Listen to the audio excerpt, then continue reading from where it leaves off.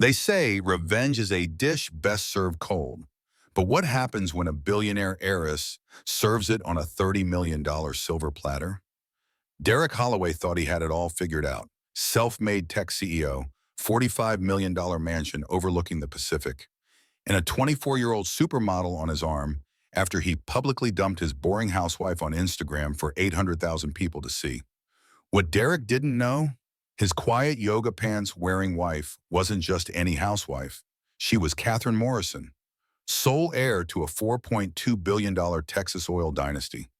And every major contract he'd ever landed, every door that had opened for his so-called self-made empire, she'd made one phone call. Derek called her dead weight, took their kids, built his monument to ego on Malibu's coastline. Big mistake. Because when you build your empire on someone else's foundation and then kick that foundation out from under you, well, the whole thing comes crashing down. And Kate Morrison was about to teach her ex-husband a lesson that would echo from the courtrooms of Los Angeles to the auction houses of Sotheby's. This is the story of a woman who played small for 15 years, and the spectacular moment she decided to show the world exactly how big a dynasty can be. Buckle up. This is the dynasty's revenge. Kate Morrison Holloway stood in her Malibu kitchen on a Thursday evening in early March, arranging roses in a crystal vase she'd received as a wedding gift 15 years ago. The house was silent except for the distant crash of waves against the private beach and the ticking of the $8,000 Swiss clock Derek had insisted they needed for the foyer. She checked her watch. 7:30. Derek would be home any minute for their anniversary dinner. The table was set with their wedding china, the Wedgwood pattern they'd registered for back when they were young and in love and believed in forever. Candles flickered in silver holders that had been her grandmother's. She'd made his favorite meal, pan-seared salmon with roasted vegetables and garlic mashed potatoes. A bottle of the Bordeaux they'd shared on their honeymoon in France sat breathing on the marble counter, ruby red in the soft kitchen light. Kate caught her reflection in the darkened window overlooking the ocean. 38 years old, brown hair that desperately needed highlights, pulled back in a messy ponytail. Yoga pants she'd worn for 3 days straight, an old Northwestern sweatshirt with a coffee stain on the sleeve. When had she stopped trying? No, that wasn't fair. She'd been trying. She'd been running the household, raising 2 children, managing Derek's entire life so he could focus on building his empire, coordinating his schedule, entertaining his clients, making sure his world ran smoothly so he could be the genius entrepreneur. That was trying. That was work. Her hand drifted to her stomach, a gesture that was becoming habitual. 8 weeks. She'd taken 3 tests to be absolutely sure, watching those 2 pink lines appear with a mixture of joy and trepidation. Tonight she'd tell him, their 3rd child. Maybe this would bring them back together, close the distance that had been growing between them for the past 2 years. Maybe this baby was exactly what they needed to remember why they'd fallen in love in the first place. She'd wrapped the pregnancy test in a small blue Tiffany box with a silver ribbon. It sat next to his plate at the head of the table, waiting. The ultimate anniversary surprise. The front door opened with a bang that echoed through the 12,000-square-foot house. Derek's voice rang out through the foyer, loud and confident, but he was talking on his phone. Always on his phone. No, Marcus, tell them $5 million minimum, or we walk away from the table. I'm Derek Holloway. I don't negotiate with lowball offers. We hold the cards here, not them. He appeared in the kitchen doorway, 6'2" of expensive suit and designer cologne, still deep in conversation, not seeing the dinner or the candles or the woman who'd spent 3 hours preparing everything. Kate, where's my blue Tom Ford suit? He asked, phone still pressed to his ear. I have the Goldman Sachs pitch tomorrow morning at 8. It needs to be pressed. She opened her mouth to answer, but he was already scrolling through emails on his phone with his free hand. Hold on, Marcus, he said into the device. Then to Kate, barely looking at her. The suit? Cleaners, Kate said. I picked it up this afternoon. It's in your closet. Derek, did you remember what today is? He looked up, distracted, his mind clearly 3 meetings ahead. Thursday? Kate's smile crumbled like old paper. It's our anniversary, 15 years. Understanding flashed across his face, followed almost immediately by irritation. Not guilt, not remorse. Irritation that she was adding another thing to his mental load. Oh, babe, I'm sorry. The IPO is in 3 weeks. Everything's absolutely insane right now. Goldman wants to move on the filing, and the timing is critical. Can we do this celebration thing next month? I'll take you to Paris. First class, the George Cinq. The whole romantic thing, I promise. Sure. Kate's voice came out flat, emotionless. Next month. You're the best. I knew you'd understand. He was already walking away, phone back to his ear. Love you, Marcus? Yeah, I'm back. Tell them we need the valuation at 2 billion or no deal. His voice faded as he climbed the stairs to his home office. Kate stood alone in her perfect kitchen with her perfect dinner and her increasingly imperfect marriage. She looked at the small blue Tiffany box sitting by his plate, the box containing news that would change everything. She blew out the candles one by one, watching the smoke curl up toward the vaulted ceiling. She put the food away in matching Tupperware containers, the salmon already starting to congeal. The wine went back in the rack. The table settings went back in the china cabinet. The box went into her pocket, a small hard rectangle against her hip. It wasn't the first forgotten anniversary. Last year he'd been in Singapore for a pitch. The year before that, he'd remembered at midnight and ordered flowers that arrived 3 days late. But something about tonight felt different. Something about the casual dismissal, the way he couldn't even be bothered to fake caring, told Kate that she'd reached the end of something. She just didn't know yet how catastrophic that ending would be. The next morning, Kate brought coffee to Derek's home office at 6:30, the way she'd done every morning for 15 years. He'd fallen asleep at his desk again, his laptop still glowing with spreadsheets and pitch decks and revenue projections.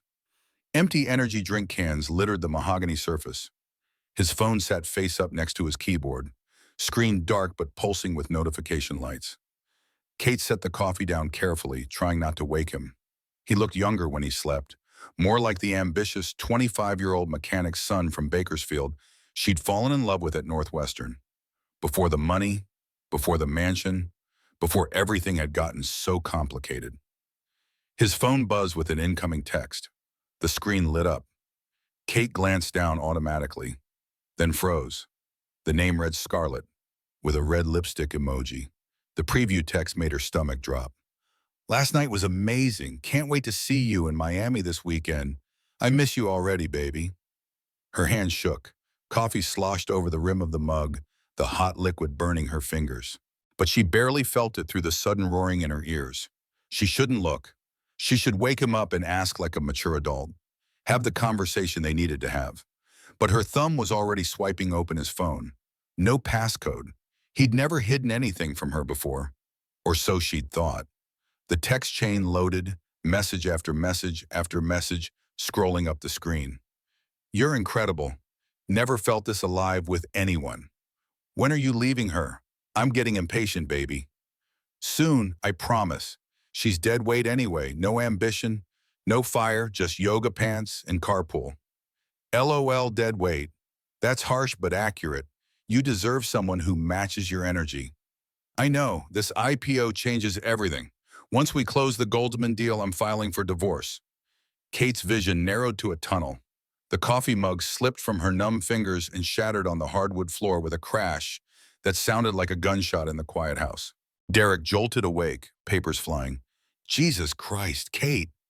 Who's Scarlett? Kate heard herself ask from very far away. Her free hand instinctively went to her stomach, to the tiny cluster of cells growing there that Derek didn't even know existed yet. Protecting what he couldn't destroy. Yet. Derek's eyes went immediately to his phone, still clutched in her hand, still displaying the damning messages. His expression shifted through several emotions in rapid succession. Surprise, guilt, calculation, and finally defensive anger. What the hell are you doing looking at my phone? Who is Scarlett? Kate repeated, her voice stronger now. She's nobody. A client. You're overreacting. You're sleeping with her. Derek stood up, running both hands through his hair, in a gesture she'd seen 1,000 times when he was preparing to lie or manipulate. So what if I am? The admission hit like a physical blow. Kate stepped backward, her shoes crunching on broken ceramic and spreading coffee. The small blue box felt like it weighed 1,000 pounds in her pocket. You've been checked out for years. Derek's voice rose, aggressive now that his secret was exposed. You're a housewife, Kate. All you do is drive carpool and arrange flowers and attend PTA meetings. You don't understand the pressure I'm under. I raised our children, and Kate's voice shook but held firm. I managed our home. I supported your dreams. I gave up my career so you could build yours. Your dreams, Derek shouted, and Kate could smell the stale energy drinks on his breath. I built social verse. Me, what did you contribute? Grocery shopping? Making sure my suits were pressed? Kate stared at the man she'd loved since she was 23 years old. The mechanic's son from Bakersfield who'd promised her the moon and stars and forever. The boy who'd built her a bookshelf in his tiny apartment because she'd mentioned loving to read. The man who'd cried when Tyler was born and told her she'd made him the happiest person alive. This stranger wearing his face. I need passion, Kate, ambition, fire. Derek's voice went cold now, calculated. You're just beige, bland, comfortable. Scarlett gets me. She's hungry. She understands what it takes to win in this world. You're satisfied with the comfortable. I made you comfortable, Kate whispered, so you could build your dream. And I'm grateful for the support, really. But Kate, I've outgrown this, outgrown us. He grabbed his phone from her hand. I'm filing for divorce. My lawyer will contact you next week. Derek, I'm pregnant. The words came out before she could stop them, before she could think, before she could protect the last precious secret she had. Derek's face went blank. What? 8 weeks, I was going to tell you last night for our anniversary. Kate's voice broke. I made dinner. I bought a gift. I was going to tell you we were having another baby. Derek was quiet for a long moment. Then, get rid of it. Kate felt the room tilt. What? Get rid of it. I'm not having another kid with you. I'm starting over with Scarlett. Clean slate. This is your problem, not mine. He walked past her, stepping over the broken coffee mug without looking back. His footsteps echoed up the stairs. A door slammed. Kate stood in the spreading puddle of coffee and broken glass and broken dreams, one hand on her stomach, and felt 15 years of her life shatter into pieces too small to ever put back together. Kate sat in her car in the Whole Foods parking lot 40 minutes later. She'd driven there on autopilot, her brain too shocked to process where she should go or what she should do. The steering wheel blurred through tears she didn't remember starting to cry. Dead weight, beige, get rid of it. 15 years of making herself small so Derek could feel big. And these were the words he chose. These were the memories she'd carry forever. Her phone buzzed, a text from Derek. Staying at the Bel Air tonight. Need space to think, don't wait up. Kate laughed, a bitter sound that came out more like a sob. He needed space. He'd been getting plenty of space in Miami with Scarlett, in hotel rooms, in her bed. While Kate was home with their children, pregnant with a baby he wanted her to eliminate like a problem to be solved. Another text, this one from her daughter Emma. Mom, where are you? I need help with my science project on ocean ecosystems.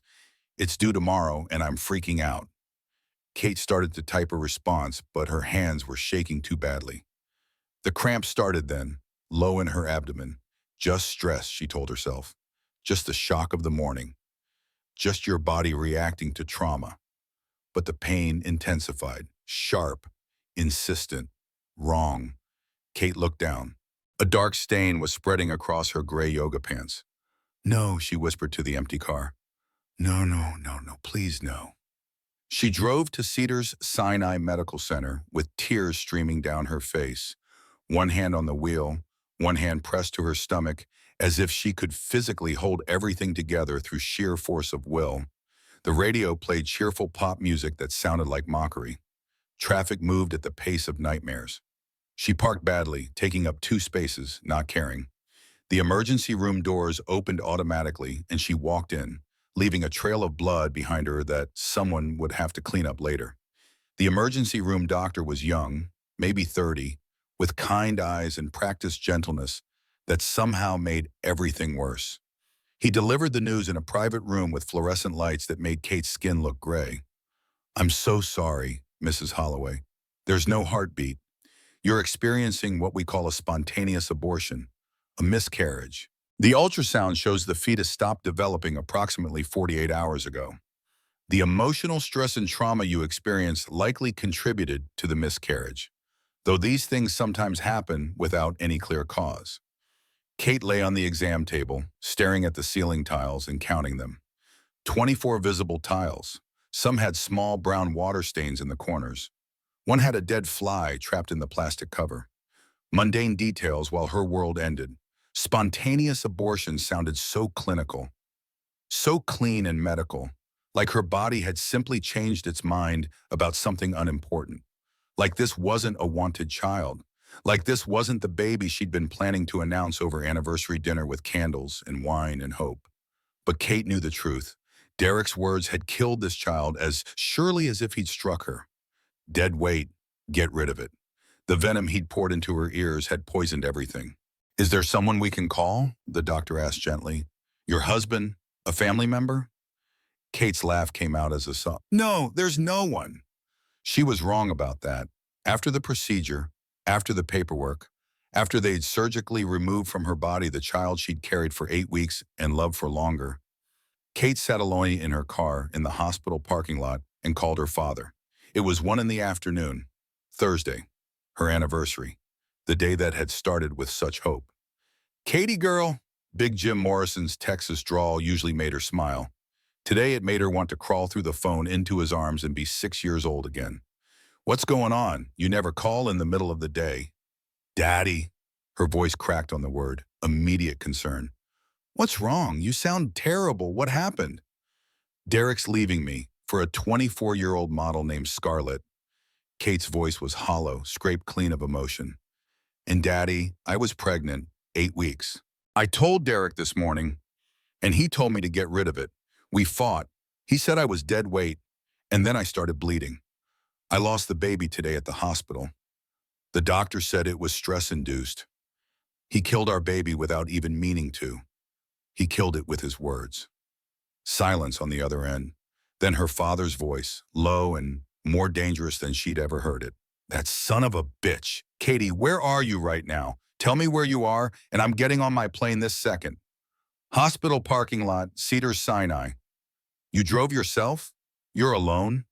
Yes. Baby girl, I'm going to need you to drive to the ranch house in Santa Monica. Can you do that? The one we keep for when I'm in LA. You remember where it is? Yes. I need you to promise me you'll drive straight there. Don't go home. Don't see Derek. Just go to the ranch house and wait for me. Can you promise me that? Okay. Katie, before you go, I need to ask you something. Big Jim's voice gentled. The Socialverse contract. The Morrison Oil account. That was because of you, wasn't it? You asked me to help Derek 15 years ago. The pause told him everything. Daddy, you know it was. Every contract, Austin Medical Group, Texas Real Estate Network, Dallas Tech Consortium, all of them, every single one. Her father's voice carried the weight of confirmation. You called me 15 years ago. You'd just gotten engaged. You said, Daddy, my fiance has a brilliant idea for a social media analytics platform, but nobody will take a meeting. He's from Bakersfield. He doesn't have connections. Can you help? I made the calls. I vouched for him. I opened every door he walked through because you asked me to, because you loved him. Kate leaned her forehead against the steering wheel, watching her tears fall onto her lap. He thinks he did it himself. Men like Derek need to believe they're self-made. I let him believe it. For you. Because you asked me to let him have his pride. She thought about the Instagram model, the cruel words, dead weight, beige, get rid of it. 15 years of making herself small so Derek could feel big.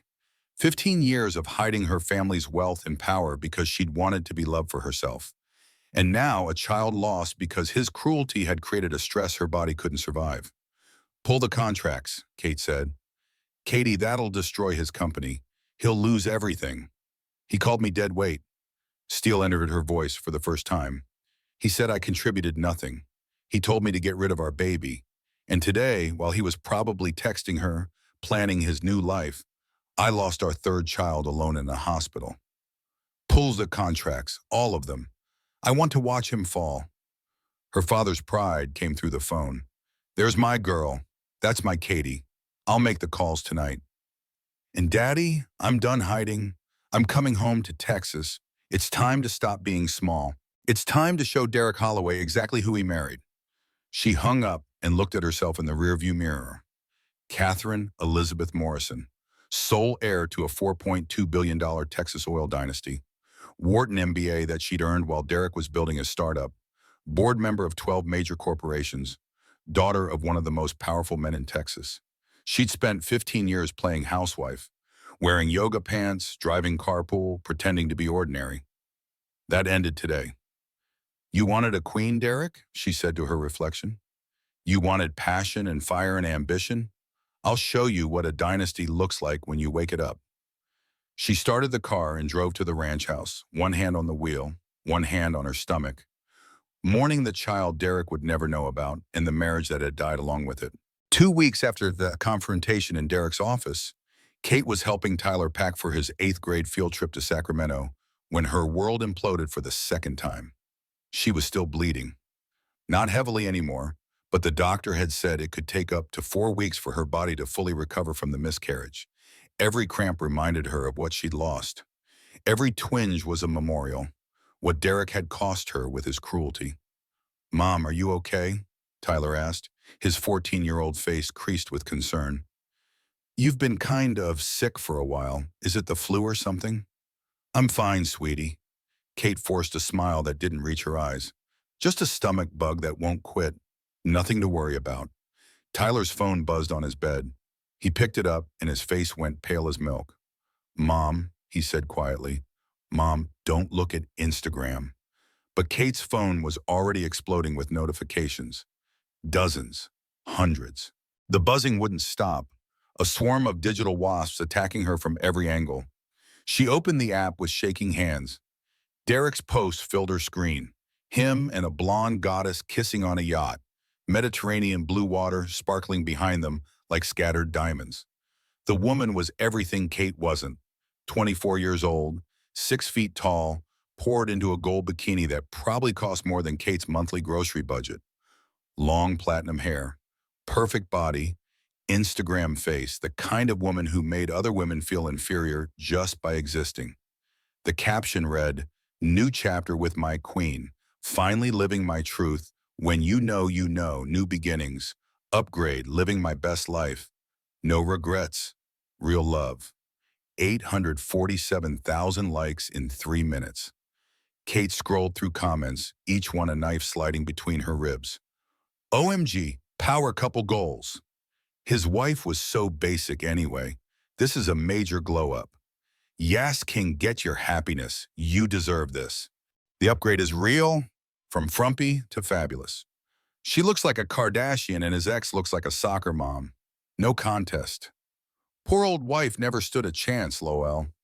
Her phone rang. Emma, her 11-year-old daughter, calling from her friend Madison's house where she was supposed to be sleeping over. Mommy? Emma was sobbing so hard Kate could barely understand her. Everyone's saying Daddy has a new family. Madison's mom showed her the Instagram, and Madison showed everyone. All my friends are asking if Daddy's leaving us for that lady. Is it true? Is Daddy really leaving us? Baby, I'm coming to get you right now. I'm leaving in 30 seconds. Tyler's phone rang. He put it on speaker without asking permission. Marcus Washington, Derek's business partner and co-founder, sounded furious. Kate, I'm so sorry. I had no idea he was going to post that. I'm at the office right now and he's popping champagne with investors, acting like he just won the lottery. I tried to stop him. I told him this was wrong. He wouldn't listen. In the background, Kate heard Derek's voice, drunk and triumphant. To new beginnings, out with the old, in with the gold, to gorgeous women and second chances. Laughter, cheers, the sound of grown men celebrating her humiliation. The sound of her marriage becoming a punchline at a party she wasn't invited to.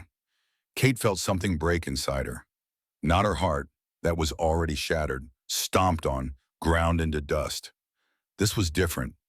This was the last thread of mercy snapping, the final restraint dissolving. The moment when a woman who'd been trying to be reasonable decided that reasonable was overrated. "Tyler, get in the car," Kate said quietly, her voice deadly calm. "We're getting your sister. Now." They drove to Madison's house in Pacific Palisades in complete silence. Emma climbed in the back seat, still crying, mascara running down her face. Kate drove without speaking, her hands steady on the wheel even though her whole world was burning down. She didn't know where she was going until she ended up on the Pacific Coast Highway, heading east toward the desert and Texas beyond. Running away, running home, running toward the only people who'd never betrayed her. Her phone kept buzzing. News alerts. TMZ had picked up the story. Tech CEO Derek Holloway goes public with supermodel girlfriend Scarlett Valencia. People magazine. Silicon Valley's hottest new couple. Page 6. From housewife to hot wife. Derek Holloway's stunning upgrade. Kate pulled over at a rest stop near Thousand Oaks and ran to the bathroom, where she threw up until there was nothing left but bile and grief. When she came out, both kids were crying in the car. "Is Daddy really leaving us for her?" Emma asked, her voice small and broken. "Doesn't he love us anymore?" Kate looked at her children through the window. Tyler angry and protective, trying to be the man of the family at 14. Emma scared and confused, wondering what she'd done wrong to make her father leave. Both of them caught in the crossfire of adult selfishness and cruelty. She thought about the baby she'd lost 2 weeks ago. The third child Derek would never know about. The child who died because her body couldn't handle the stress of his betrayal and rejection. The baby she'd mourned alone while Derek was planning his Instagram reveal with his new girlfriend. "Yes," Kate said, getting back in the car. "Your father made a choice. But here's what I need you both to understand. You did nothing wrong. This isn't about you. This is about him. And I promise you on everything I have, we're going to be okay. Better than okay." "How?" Tyler asked, his voice cracking. "Everyone at school's going to make fun of us. Everyone's going to know our dad left us for some Instagram model." Kate looked at her son. "Let them talk. Let them laugh because they have no idea who we really are, who I really am. Your father just made the biggest mistake of his life, and he's going to learn that the hard way." She got back in the car and called her father while the kids listened. "Daddy, I'm bringing the kids to the ranch, and then we go to war." Big Jim Morrison's voice was firm. "I've been waiting for this call. The plane's ready. How fast can you get to Van Nuys Airport?" "2 hours. I'll have a car waiting, and Katie, we're going to make this right." "No, Daddy, we're not making it right. We're making it legendary." The Morrison Ranch sat on 50,000 acres of West Texas scrubland, 40 miles outside of Dallas. Oil derricks dotted the horizon like mechanical grasshoppers, pumping black gold that had built hospitals and universities and political careers. The main house was a sprawling limestone structure that had been in the family since 1952, expanded over the decades but keeping its original character. Long porches, high ceilings, the kind of generational wealth that didn't need to announce itself. Big Jim Morrison stood on the front porch at sunset as the Morrison private jet landed on the ranch's airstrip. 68 years old, 6'3" even with the slight stoop age, was giving him silver hair under a black Stetson, boots polished to a mirror shine. He looked like what he was, a man who'd inherited wealth and multiplied it tenfold, who'd built an empire from his father's oil wells and never forgot where he came from. Kate climbed out of the Escalade that had picked them up and collapsed into his arms. She'd held it together for the kids during the flight. Now, on her father's land, surrounded by family, she finally let herself break. "Let it out, baby girl," Big Jim said, stroking her hair the way he'd done when she was small. "Let it all out, then we go to war." Tyler and Emma stood awkwardly by the car, uncertain. They'd only been to the ranch a handful of times. Kate had kept them away deliberately, maintaining the fiction of her ordinary life. Now they were seeing the truth.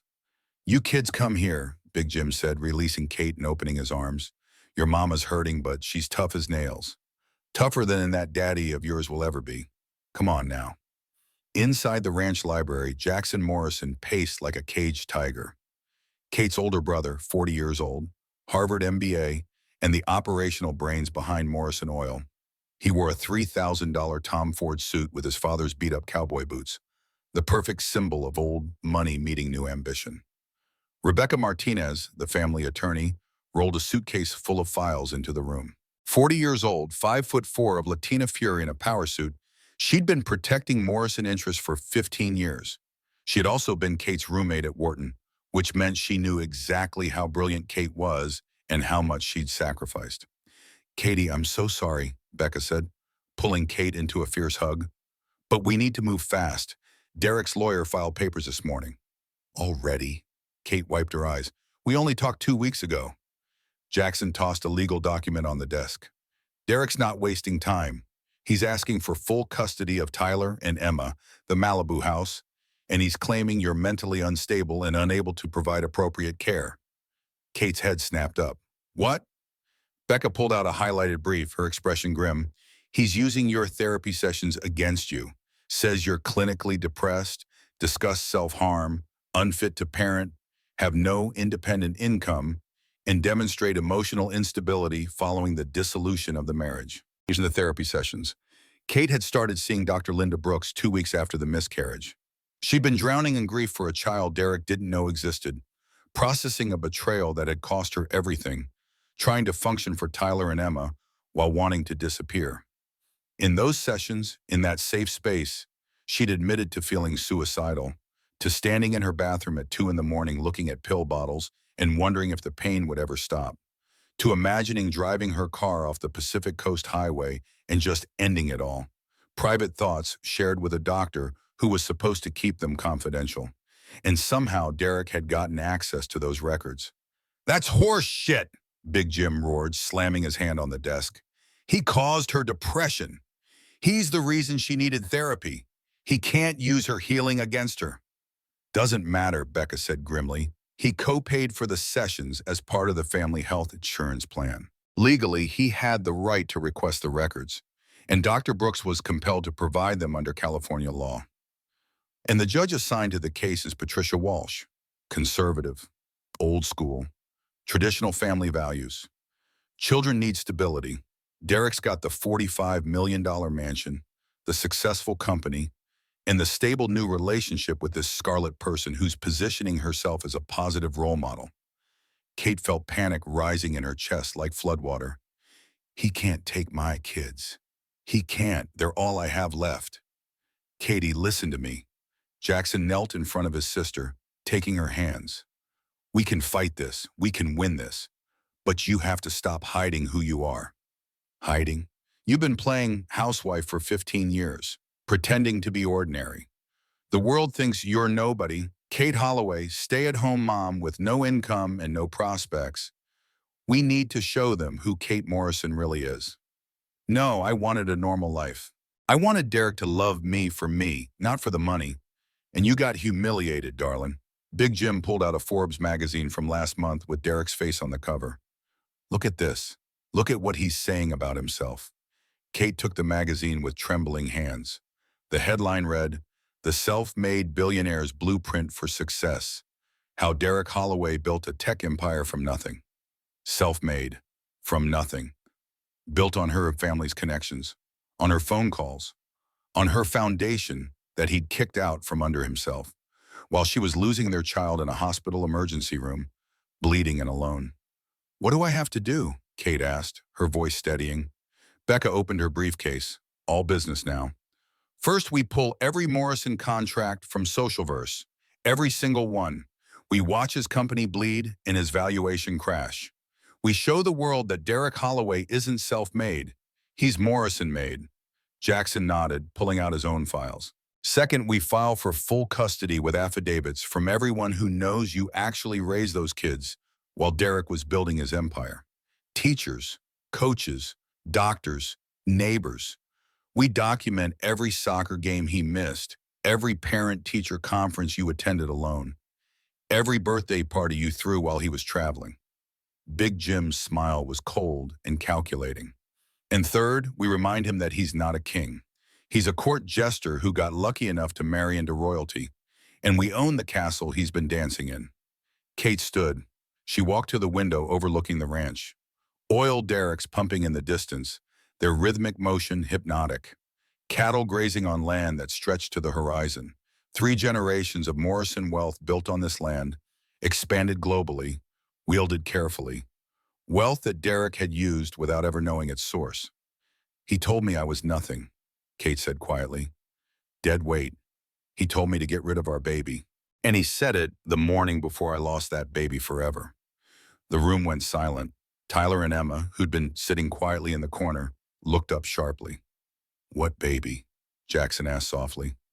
Kate turned to face her family, her father, her brother, her lawyer, her children who deserved to know the truth. I was 8 weeks pregnant on our anniversary.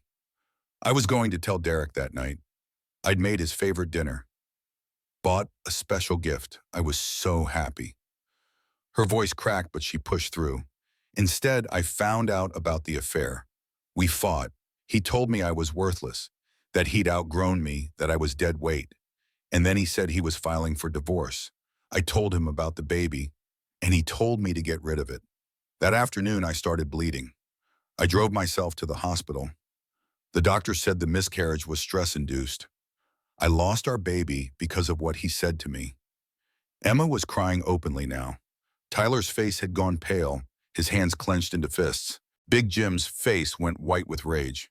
He doesn't know? I never got the chance to tell him I'd lost it. And now, Kate's voice turned to steel. He never will. That's my pain, my loss, my child who died, mine. He doesn't get to know what he cost me. That's a grief he doesn't get to share. Then let's make him pay for what he does know he did, Becca said quietly. Let's make him pay for every cruel word, every dismissal, every moment he made you feel small. Kate looked at each of them. Her father, who'd built an empire. Her brother, who'd expanded it. Her lawyer, who'd protected it. Her children, who deserved to see their mother fight back. The dynasty she'd hidden from for 15 years because she'd wanted to be loved for herself, not her money. Burn it down, Kate said, all of it. Everything he built on my family's back. I want to watch it crumble, and then I want him to know exactly who did it to him. That's my girl, Big Jim said with fierce pride. Now let's show Derek Holloway what happens when you betray a Morrison. Derek Holloway sat at the head of the Social Verse conference table 3 days later, confidence radiating from every pore. The emergency board meeting had been called because of some client concerns, but Derek wasn't worried. Goldman Sachs was still projecting a $2 billion valuation for the IPO. In 3 weeks, he'd be a paper billionaire. Life was perfect. Life was better than perfect. Scarlett was amazing. She understood him in ways Kate never had. She celebrated his wins instead of quietly supporting from the sidelines. She was passionate and exciting and made him feel young again. Made him feel like the winner he'd always known he was. All right, team, Derek said, leaning back in his chair at the head of the table. I know there's been some noise about the divorce and the new relationship. I want to address that head on. My personal life is evolving, but my commitment to Social Verse and our mission remains absolute. We're on track for the biggest tech IPO of the year. Our social media analytics platform is revolutionary. Our client base is rock solid. Goldman Sachs is ready to move forward. Nothing's changed except my happiness level. A few uncomfortable chuckles around the table. Marcus Washington, his co-founder and CTO, wouldn't meet his eyes. Actually, Derek, that's why we're here, Marcus said quietly. Things have changed. Derek's smile faded. What do you mean? His assistant, Julia, burst through the conference room door, her face pale, tablet clutched in her shaking hands. Derek, I'm so sorry to interrupt, but Morrison Oil just sent this. You need to see it now. She handed him the tablet. Derek scanned the legal document, his smile evaporating with each word he read. What the hell? They're canceling? That's a $40 million annual contract. This has to be a mistake. Marcus was already on his laptop, his expression darkening. It's not a mistake. I just got an email from Austin Medical Group. They're invoking the 30-day termination clause, too. What? Derek stood up so fast his chair rolled backward and crashed into the credenza behind him. That's impossible. We have multi-year deals with both companies. They can't just cancel. Julia's voice was barely a whisper. Texas Real Estate Network just sent the same notice. And Dallas Tech Consortium. Derek felt the room start to spin. That's $65 million in annual revenue? Who the hell is doing this? Marcus, Get me the client relationship managers on the phone right now. Marcus wasn't listening. He was typing frantically, pulling up files, his face going from shocked to horrified. Derek, listen to me. Kate's last name is Morrison. Do you know who her father is? Some oil guy in Texas. Small operation. It's not relevant. It's extremely relevant. Marcus turned his laptop around. James Morrison, founder and CEO of Morrison Oil and Land Company. Net worth $4.2 billion according to Forbes. Kate's not some housewife, Derek. She's the sole heir to one of the largest privately held companies in America. Silence filled the conference room. 5 board members stared at Derek with expressions ranging from shock to fury to fear. Board member 2, a venture capitalist named Richard Chen, who'd invested $10 million in Series B, leaned forward. Let me get this straight. You left a billionaire's daughter for an Instagram model, and you didn't think to mention this to anyone? I didn't know, Derek's voice rose defensively. She never told me. She wore yoga pants and drove a Honda Pilot. She acted like a regular housewife. Marcus pulled up more research, reading aloud from his screen. Morrison Oil and Land Company has majority stakes in 17 subsidiary companies. He looked up at Derek. Austin Medical Group? That's a Morrison subsidiary. Texas Real Estate Network? Morrison controlled. Dallas Tech Consortium? The venture capital fund is backed by Morrison money. Derek, every single major deal we landed in our first 5 years came through Morrison connections. They vouched for us, opened doors, made introductions. Because of Kate, Derek sank slowly back into his chair, realization dawning like a terrible sunrise. No, I built this company. I wrote the code. I made the pitches. You wrote brilliant code, Marcus interrupted, his voice hard. Nobody's denying that. But you didn't build this company alone. Kate opened every door you walked through. She made one phone call to her father 15 years ago, and suddenly Derek Holloway from Bakersfield was getting meetings with Fortune 500 companies. And you just slammed all those doors in her face. The next 7 days were a masterclass in corporate destruction. Monday, San Antonio Medical Services canceled. $48 million in annual contracts. Tuesday, Houston Real Estate Group canceled. $36 million. Wednesday, Dallas Southwest Development canceled. $29 million. Thursday, Oklahoma Energy Analytics canceled. $42 million. Friday, Texas Financial Services Group canceled. $51 million. Every contract with any Texas connection evaporated like morning dew under a harsh sun. By the following Monday, Socialverse had lost $196 million in annual revenue, almost 40% of their total client base. Gone in 7 days. Goldman Sachs called on Tuesday. The banker's face on the video conference was apologetic but firm. Derek, I'm calling to inform you that we're pausing the IPO filing indefinitely. Your revenue projections are no longer accurate. The company fundamentals have changed dramatically in the past week. Pause? Derek felt panic clawing at his throat. We're supposed to file in 2 weeks. Everything's ready. I'm sorry. Our board won't move forward until your client retention stabilizes and you can demonstrate sustainable revenue growth that doesn't depend on the Morrison network. The risk profile has changed completely. How long? Minimum 6 months, possibly longer depending on what the next quarter looks like. The call ended. Derek sat alone in his mansion office, drinking Macallan Scotch at 2 in the afternoon, watching his dream dawn in real time. His phone buzzed, a text from Scarlett. Baby, are you okay? TMZ is saying your IPO got canceled. Call me. He didn't call her. He poured another drink. Marcus found him there that evening, the bottle half empty, staring at his computer screen showing a Forbes article. Socialverse IPO on hold as major clients flee. We need to talk about Kate, Marcus said, closing the door behind him. What about her? You need to call her. Tonight. Apologize. Beg her to stop this. Offer her anything she wants. Because Derek, if this continues for another month, we won't have a company left to save. Derek laughed bitterly, the sound hollow. Kate doesn't have this kind of power. She's just a housewife. She drove carpool. She arranged flowers. Wake the hell up! Marcus's voice rose, frustration boiling over. Her family built half of Texas. Morrison Oil donated $50 million to UT Austin last year. They sit on the boards of 8 Fortune 500 companies. Big Jim Morrison is personal friends with 2 senators, the governor of Texas, and half the billionaires in Dallas. Kate's not some scorned housewife getting petty revenge. She's a dynasty, and you pissed her off in the worst possible way. Derek stared at his best friend, the truth finally penetrating his alcohol-soaked denial. He'd built his entire company on sand. Kate had been the bedrock, and he'd kicked it out from under himself because she didn't stroke his ego enough, because she wore comfortable clothes, because she'd chosen to be a mother instead of chasing her own ambitions. "What do I do?" Derek asked. And for the first time in his adult life, he had no plan, no angle, no pitch. Marcus shook his head slowly. "Pray she shows mercy, because right now you're watching everything we built disappear. And it's entirely your fault. You didn't just cheat on your wife, Derek. You betrayed the woman who made your entire life possible. And now she's taking it all back."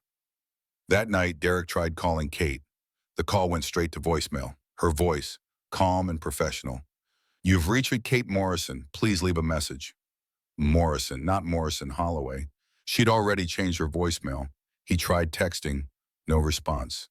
He drove to their Malibu house, but it was dark, empty. A realtor's sign in the yard said "Coming soon," with an agent from a high-end Beverly Hills firm. She'd vanished, taken his foundation with her, and left him to face the collapse alone. Derek sat in his car in his own driveway, locked out of his own house, and finally understood what he'd lost. Not just a wife, not just a marriage, his entire future. Los Angeles family court smelled like floor polish and crushed dreams. Kate sat next to Becca at the plaintiff's table, wearing a conservative navy dress and minimal makeup. She'd pulled her hair back in a neat bun and wore her grandmother's pearl earrings. Every inch the respectable mother. Exactly what Becca had coached her to be. But inside she was armor and steel and controlled fury. Derek sat across the aisle with Diane Rothstein, a legendary family law attorney who charged $800 an hour and had a reputation for destroying opposing parties. Diane wore Chanel and Cole calculation. She'd made a career out of representing rich men leaving their wives. Scarlett sat behind Derek in the gallery, platinum blonde hair cascading over a tight white dress that was completely inappropriate for court. She was recording everything on her phone for her Instagram stories. The bailiff had already warned her twice. Judge Patricia Walsh entered, 60 years old with steel gray hair pulled back tight, reading glasses on a chain, and the demeanor of someone who'd seen every trick and tolerated none of them. Everyone stood. "Be seated," Judge Walsh said. "We're here for preliminary custody determination in the matter of Holloway versus Morrison. Ms. Rothstein, present your case." Diane stood with practiced grace, her movements calculated for maximum impact. "Your Honor, thank you. Mr. Holloway is a successful entrepreneur who, despite recent business challenges, maintains substantial assets and provides a stable, 2-parent household environment." Yeah. Morrison Holloway, while undoubtedly well-meaning, has a documented history of clinical depression, no independent income, and has demonstrated concerning emotional instability following the dissolution of the marriage. Becca shot to her feet. "Objection. There's no evidence of instability. Exhibit A, Your Honor." Diane slid a thick document across to the bailiff, who delivered it to the judge. Therapist notes from Dr. Linda Brooks indicating that Ms. Morrison Holloway discussed suicidal ideation on 3 separate occasions. The notes document that the client expressed thoughts of ending her life, stood in her bathroom contemplating various means of suicide, and questioned whether her children would be better off without her. Kate felt her face burning. Those sessions were supposed to be sacred, confidential. She'd been working through the devastating loss of a pregnancy Derek didn't even know about, processing a betrayal that had shattered her world, trying to survive each day for her children's sake. "Those therapy records are privileged," Becca argued forcefully. "My client has a reasonable expectation of privacy. Mr. Holloway co-paid for the sessions as part of the family health insurance plan," Diane countered smoothly. "Under California law, he had legal standing to request the records, and Dr. Brooks was compelled to provide them. Furthermore, Your Honor, Ms. Morrison Holloway has no employment history spanning 15 years, no independent means of financial support, no professional credentials or licenses, and is entirely dependent on spousal support for her survival. She has no ability to provide the level of stability and resources these children require. Kate leaned toward Becca and whispered urgently, "That's not true. I have my trust fund. I have the Morrison inheritance. I have board positions." "I know," Becca whispered back, "but we can't reveal your assets yet without blowing the entire strategy. We need Derek to think he's winning until we're ready for the full reveal. Trust me." Judge Walsh frowned, looking at the documents. "Ms. Martinez, does your client have any independent income whatsoever?" "Your Honor, we're not at liberty to disclose all financial details at this preliminary hearing. The full financial picture will be presented at the final custody determination." "That sounds like a no." The judge turned to Derek. "Mr. Holloway, do you have remarks you'd like to make?" Derek stood, and Kate could see he'd practiced this. The vulnerable expression, the concerned tone, the caring ex-husband who just wants what's best for everyone. He'd probably rehearsed in front of a mirror. "Your Honor, I want to be very clear about something. I love Kate. She's the mother of my children. I'll always care about her. But she's lost right now, deeply depressed. I've tried to help her, tried to encourage her to seek proper treatment, but she refuses intensive therapy. She's not stable enough to provide the structure and guidance Tyler and Emma need during this difficult transition." "She's 24 years old." Kate couldn't help herself, the words bursting out. "Your girlfriend is 24, Judge Walsh's gavel cracked like a gunshot. "Ms. Morrison Holloway, you'll have your chance to speak when I call on you. Another outburst and I'll hold you in contempt." Derek continued, his voice maddeningly calm. "Age doesn't determine maturity or capability, Your Honor. Scarlett runs a successful multi-million-dollar skincare business. She's responsible, stable, and genuinely excited to be a positive maternal figure to Tyler and Emma. The children have adjusted remarkably well to our home. Scarlett is teaching Emma about confidence and entrepreneurship. She's helping Tyler develop his social media presence. They're thriving in ways they weren't before." Kate's heart shattered into smaller pieces. Her babies, her children who she'd nursed through chickenpox and held during nightmares and taught to ride bikes and helped with homework. A stranger was going to raise them because Kate had the audacity to be sad about losing a pregnancy and a marriage in the same devastating week. "I'm issuing temporary custody to Mr. Holloway," Judge Walsh announced, her gavel poised. "Pending full hearing in 60 days. Ms. Morrison Holloway will have supervised visitation twice weekly, 3 hours per session, with supervision provided by a court-approved monitor at Ms. Morrison Holloway's expense." The gavel fell. Final. Absolute. The end of Kate's world. "Your Honor, please." Kate stood, desperation overriding all her lawyer's coaching. "I'm their mother. I've been with them every single day of their lives. I'm not unstable. I'm grieving. There's a difference. Please don't take my children from me." "My decision is final. Court is adjourned." The judge stood and left. Just like that. 15 years of motherhood dismissed in 15 minutes. Outside the courthouse, paparazzi swarmed like locusts, cameras flashing so fast it looked like lightning. Microphones thrust into Kate's face from every direction. "Kate, how does it feel to lose your kids? Is it true you had a mental breakdown? Any comment on Derek's engagement to Scarlett? Are the rumors about suicide attempts accurate?" Becca tried to shield her, pulling Kate toward the waiting town car. "No comment. Back up. Give her space." Derek emerged with Diane and Scarlett, all Hollywood smiles for the cameras. Scarlett waved like royalty, her massive diamond engagement ring catching the sunlight, designed to be photographed. Her white dress practically glowed. She dressed for maximum visual impact. "I'm just grateful the court recognized what's best for my children," Derek said smoothly to the cluster of reporters. "This has been difficult for everyone, but Tyler and Emma's welfare is our only priority. I hope Kate gets the help she clearly needs. We're praying for her healing." He climbed into an Escalade with Scarlett draped on his arm. They drove away toward their perfect life in their perfect mansion. Kate stood on the courthouse steps, cameras flashing, strangers shouting questions, crying in front of the entire world. Someone yelled from the crowd, "Smile, Kate!" You're trending on Twitter. She looked at her phone through blurred vision. Twitter was on fire. Derek Upgrade was trending #1 nationally. Hot wife glow up versus frumpy ex memes flooded her feed. Side-by-side photos. Scarlett in a tiny bikini on a yacht next to Kate in mom jeans and a ponytail at Tyler's soccer game. Captioned, "When you let yourself go and get replaced." Oddly, one tweet had 83,000 likes. This is why you don't let yourself go, ladies. Level up or get left. Kate Holloway is a cautionary tale. "I'm a joke," Kate whispered to Becca as they finally made it to the car. "I'm a national punchline." "No," Becca said firmly, taking Kate's arm and practically shoving her into the back seat. "You're about to be a legend. Get in. We have work to do."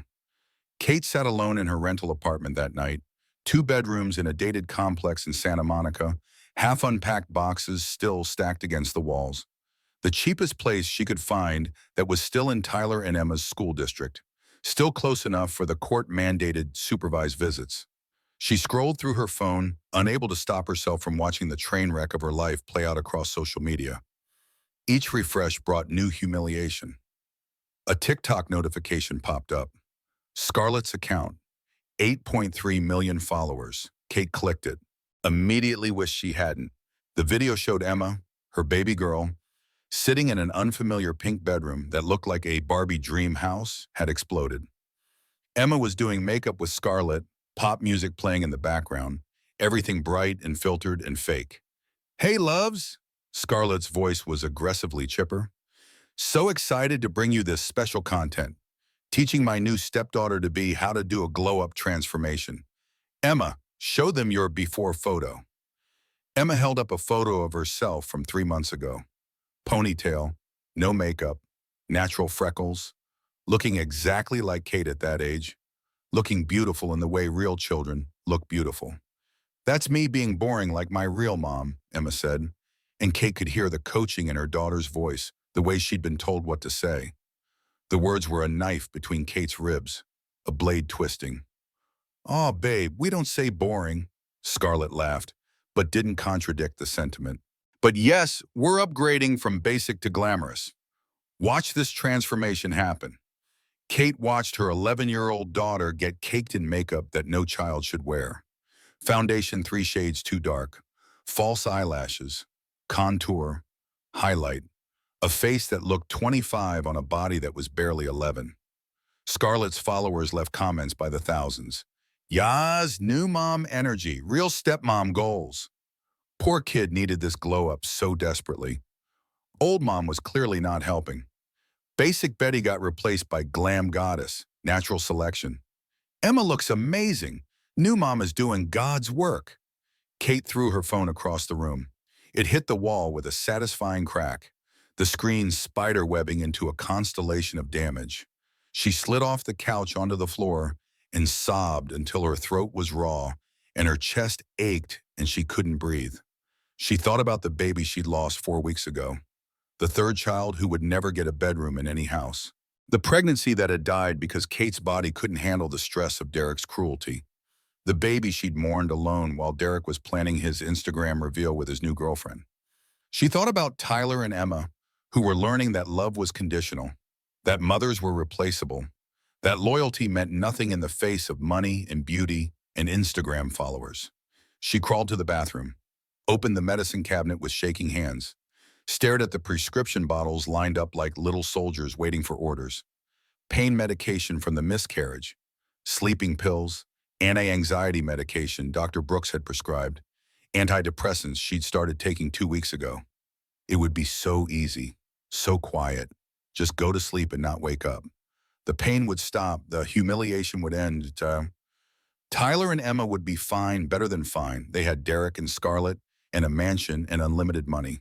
What did they need with a depressed mother who'd lost custody anyway? Kate reached for the bottles with shaking hands, started unscrewing caps. Her phone rang from the living room, the broken screen somehow still functional.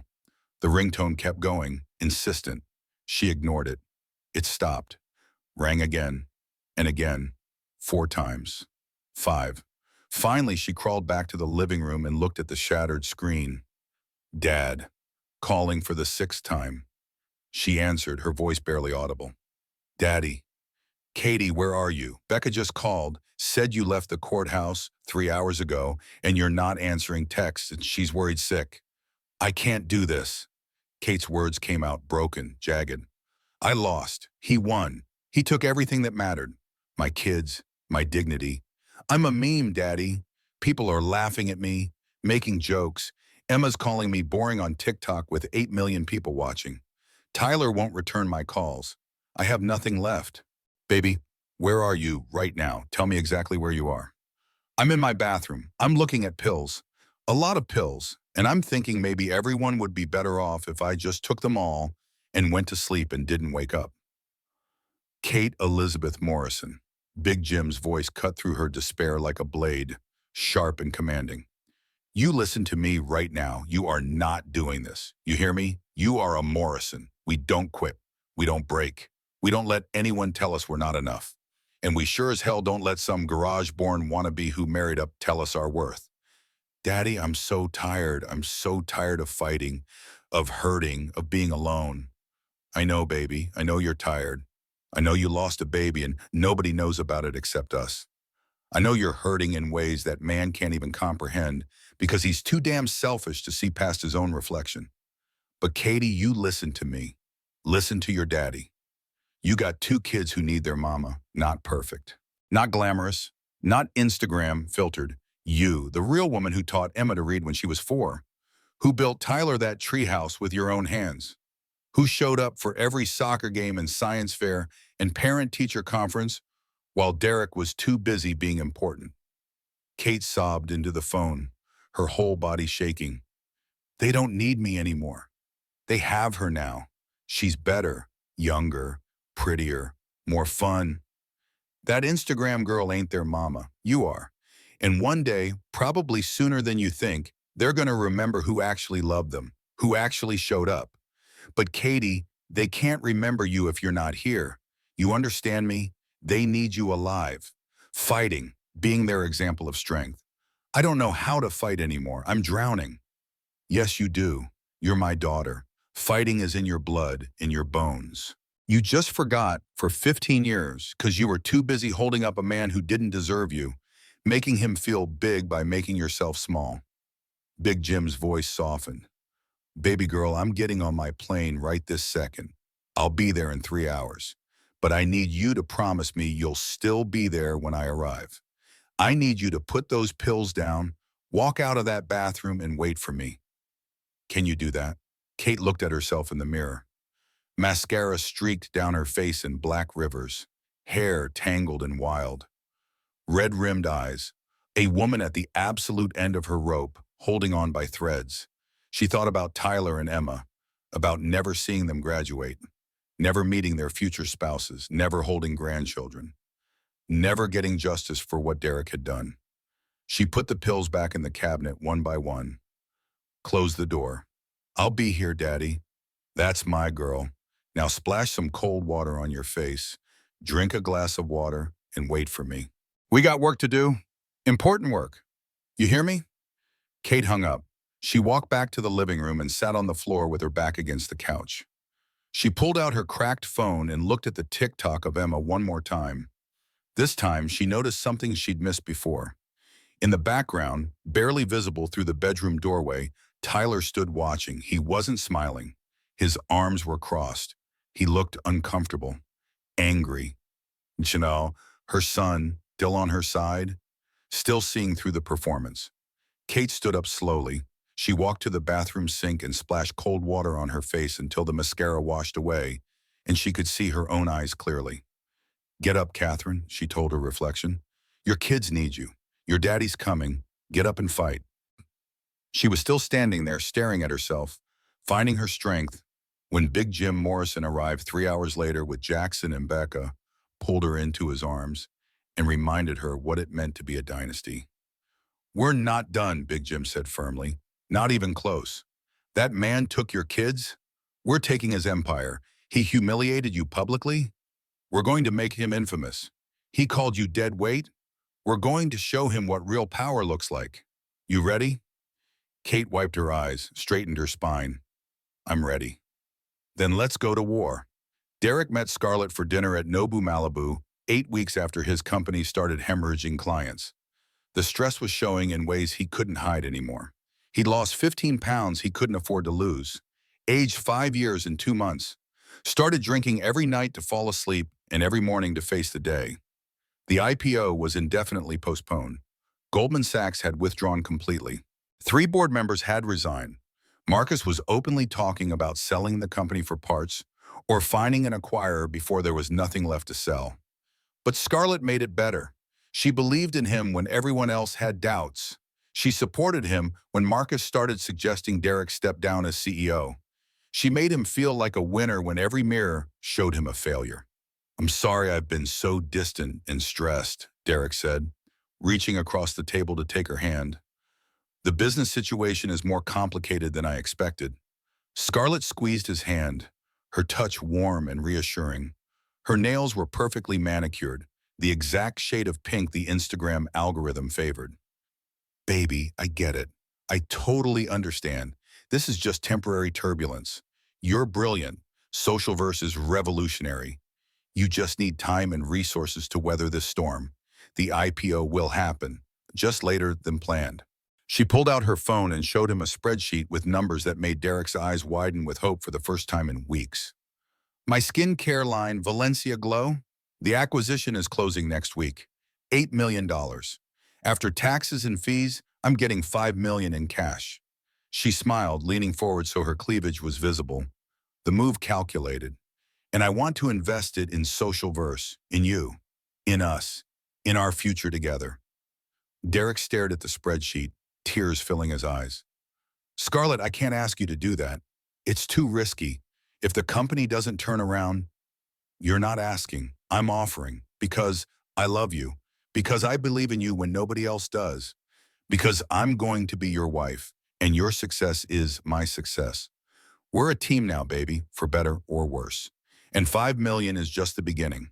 Once your IPO happens, we'll both be billionaires." No one had believed in him like this in years. Kate had always been supportive, but in that quiet, background way that never felt like real enthusiasm. It was the support you gave a child learning to tie his shoes, not the worship of a woman who saw greatness. Scarlett's faith was loud and bright and intoxicating. It was exactly what Derek needed to hear. "You'd really risk everything on me?" Derek whispered, his voice thick with emotion. "It's not a risk if I know you're going to win. I can see the future, baby. You and me at the top. Scarlett and Derek Holloway. Power couple. Cover of Forbes together. The comeback story everyone's talking about." She squeezed his hand tighter. "But there's one condition. Anything. Name it." Her smile was dazzling, practiced in 10,000 selfies. "Ask me. Right now. Make it official. I need to know you're all in on us before I'm all in on your company." Derek's heart pounded. He'd been planning to propose anyway, had been carrying the ring in his pocket for 3 weeks, waiting for the perfect moment. But this felt right. Perfect timing. A business arrangement and a love story perfectly aligned. He stood up from the table and dropped to one knee right there in the crowded restaurant, pulling out the Tiffany box. Other diners turned to watch, exactly as Scarlett had known they would. "Scarlett Rose Valencia, you're the most amazing woman I've ever met. You believe in me. You see my potential. You make me want to be better. Will you marry me?" "Oh my God, yes!" Scarlett squealed loud enough for the entire restaurant to hear. "Yes, yes, 1,000 times yes."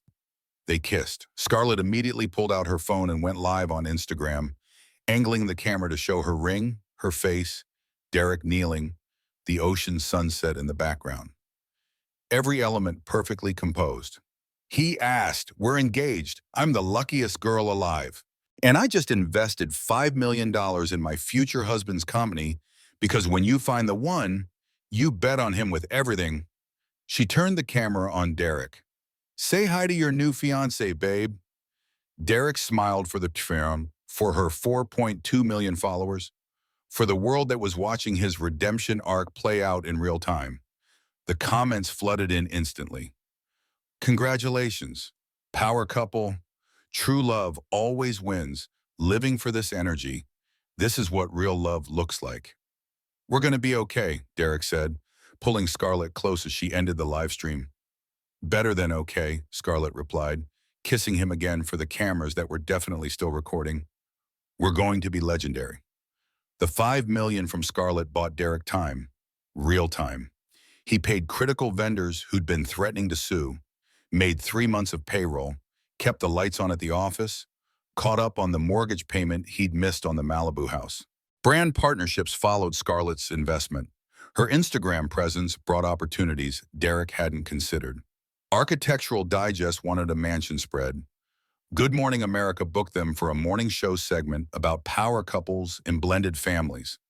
Scarlett was positioning them as the ultimate comeback story. So you two found love in the midst of chaos, the GMA host said, smiling at the camera with practiced warmth. Scarlett, you've invested your entire acquisition payout into Derek's company. That's quite a statement of faith. Scarlett beamed, her hand resting possessively on Derek's knee. Authenticity is everything to me and my followers. We're living our truth, not settling for comfortable or convenient, choosing passion and potential. Derek is going to change the world with social verse. I'm just honored to be part of that journey. Derek squeezed her hand, thinking about Kate and her yoga pants and her quiet disappointment. Marcus had been completely wrong. He didn't need Kate or her family's money. He had Scarlett, and she was everything Kate wasn't. Young, ambitious, beautiful, a woman who understood what it took to win in this world. But 6 weeks later, a certified letter arrived from City National Bank. Derek opened it in his home office while Scarlett was at a photo shoot in downtown Los Angeles. He read it twice, then a third time, hoping somehow the words would magically change. Notice of default. Failure to remit payment on mortgage note for property located at 32500 Pacific Coast Highway, Malibu, California, 90265. 3 consecutive payments missed totaling $124,500. Full payment of outstanding balance of $8,200 required within 90 days or foreclosure proceedings will commence. Scarlett! Derek's voice echoed through the empty mansion. She appeared 20 minutes later, yoga mat under her arm, looking annoyed at the interruption of her routine. What, babe? I'm literally in the middle of my core workout. This better be important. The bank is foreclosing on the house. Scarlett's face went pale beneath her spray tan. She set down her yoga mat with deliberate care. What? How is that possible? You said you own this place outright. I do own it, but I mortgaged it 3 years ago to fund the Series C investment round. With all the contract losses, I've missed 3 payments. They're calling the full loan. How much do you owe them? Derek's voice was barely audible. $8,200,000. Derek! Scarlett's voice rose to a shriek that probably carried to the neighbors. I gave you $5 million 2 months ago. Where did it go? Where's my money? Operations, payroll, vendors who were threatening to sue, keeping the company alive. I can fix this. I just need to call the bank, negotiate an extension. You're going to lose this house? Scarlett grabbed her phone, already typing frantically. The one I've been posting about for 3 months? The one I've shown to 12 million people? My entire followers think we're rich, Derek. They think we're living this amazing luxury lifestyle. We are rich. It's just a temporary cash flow issue. Once we land a few new clients, oh my God. Scarlett's face changed as realization dawned, horror and calculation warring in her expression. You're going broke. Your company is failing. This mansion isn't even really yours anymore. The IPO is never happening. That's not true. Scarlett, please. I need to call my publicist immediately. She was already walking away, typing rapidly on her phone. I need to do damage control before this hits TMZ. My brand can't be associated with failure. What about us? Derek called after her desperately. What about our engagement? What about believing in me? She didn't answer. The bedroom door slammed hard enough to rattle the windows.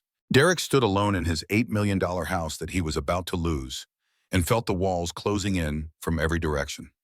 4 weeks later, Derek was packing boxes in the bedroom when Scarlett found him. The foreclosure was 2 weeks away. He tried everything. Refinancing was impossible with the company in freefall. New investors wouldn't return his calls. Bridge loan applications were rejected within hours. Every door had slammed in his face. Scarlett walked into the bedroom, and Derek noticed immediately that she was glowing in a way that had nothing to do with her skincare line. Radiant, happy, the way she looked in her most popular Instagram posts. "Derek, baby, sit down. I have news." He lowered himself onto the edge of the bed, surrounded by half-packed boxes. "What is it?" "I'm pregnant." The world stopped spinning. Derek stared at her, his brain refusing to process the words for several long seconds. "You're what?" Scarlett's smile was enormous, but something about it didn't reach her eyes. "We're having a baby. I took 4 tests. Went to the doctor yesterday. It's real. We're going to be parents." Derek stood, tears streaming down his face, all the stress and fear momentarily forgotten. "A baby. Scarlett, this is amazing. This changes everything." He pulled her into his arms, holding her tight. A child, his child, a fresh start. Everything else could fall apart, but he'd have this. A new family. A baby who wouldn't remember the failure, who would only know the comeback story. "This changes everything," he repeated into her hair. "We'll downsize. Move to a smaller place. Maybe Manhattan Beach or Redondo. Start over as a family. Raise this baby together. I'll make it work. I promise." Scarlett pulled back slowly. The smile faded from her face like someone had flipped a switch. "Actually, Derek, we need to talk about that." Something in her tone made Derek's stomach drop to his feet. "Talk about what?" "The baby. It's not yours." Time fractured. Derek heard the words but couldn't connect them to meaning. They made no sense in any language he understood. "What did you just say?" "I've been seeing someone else, Prince Khalid al-Rashid, from Dubai. We met at a charity gala in Beverly Hills 2 months ago. He's the father of my baby." "You've been cheating on me?" Derek's voice came out strangled, barely human. "While we were engaged? While you took my money?" "Derek, please try to understand. I needed security. When we got together, you were this big, successful tech CEO about to go public. You had a mansion, you were on Forbes, but then everything fell apart. The contracts disappeared, the IPO got canceled. I started to realize you weren't who I thought you were. I proposed to you. You took my ring. You took $5 million. And I invested it in your company. I tried to make it work. I really did try, Derek." Scarlett's voice turned cold now, businesslike. "But you're going broke. This house is being foreclosed on in 2 weeks. Your company is worth nothing. And Khalid is offering me a life you never could. Actual royalty, actual wealth that doesn't evaporate when the market shifts. A real future." "Get out," Derek roared. "Get the fuck out of my house." "Technically, it's the bank's house," Scarlett said calmly, already picking up her designer purse. "And Derek, my lawyers will be contacting you about returning the $5 million. I invested in a viable company. What you have now is fraud. That money is gone, all of it. You want your money back? Get in line behind the bank and the vendors and everyone else I owe. Then I guess you have bigger problems than I thought." Scarlett walked toward the door, her heels clicking on the marble floor. "You know what your real problem was, Derek? You're not actually special. You were just lucky enough to marry someone whose family had real power.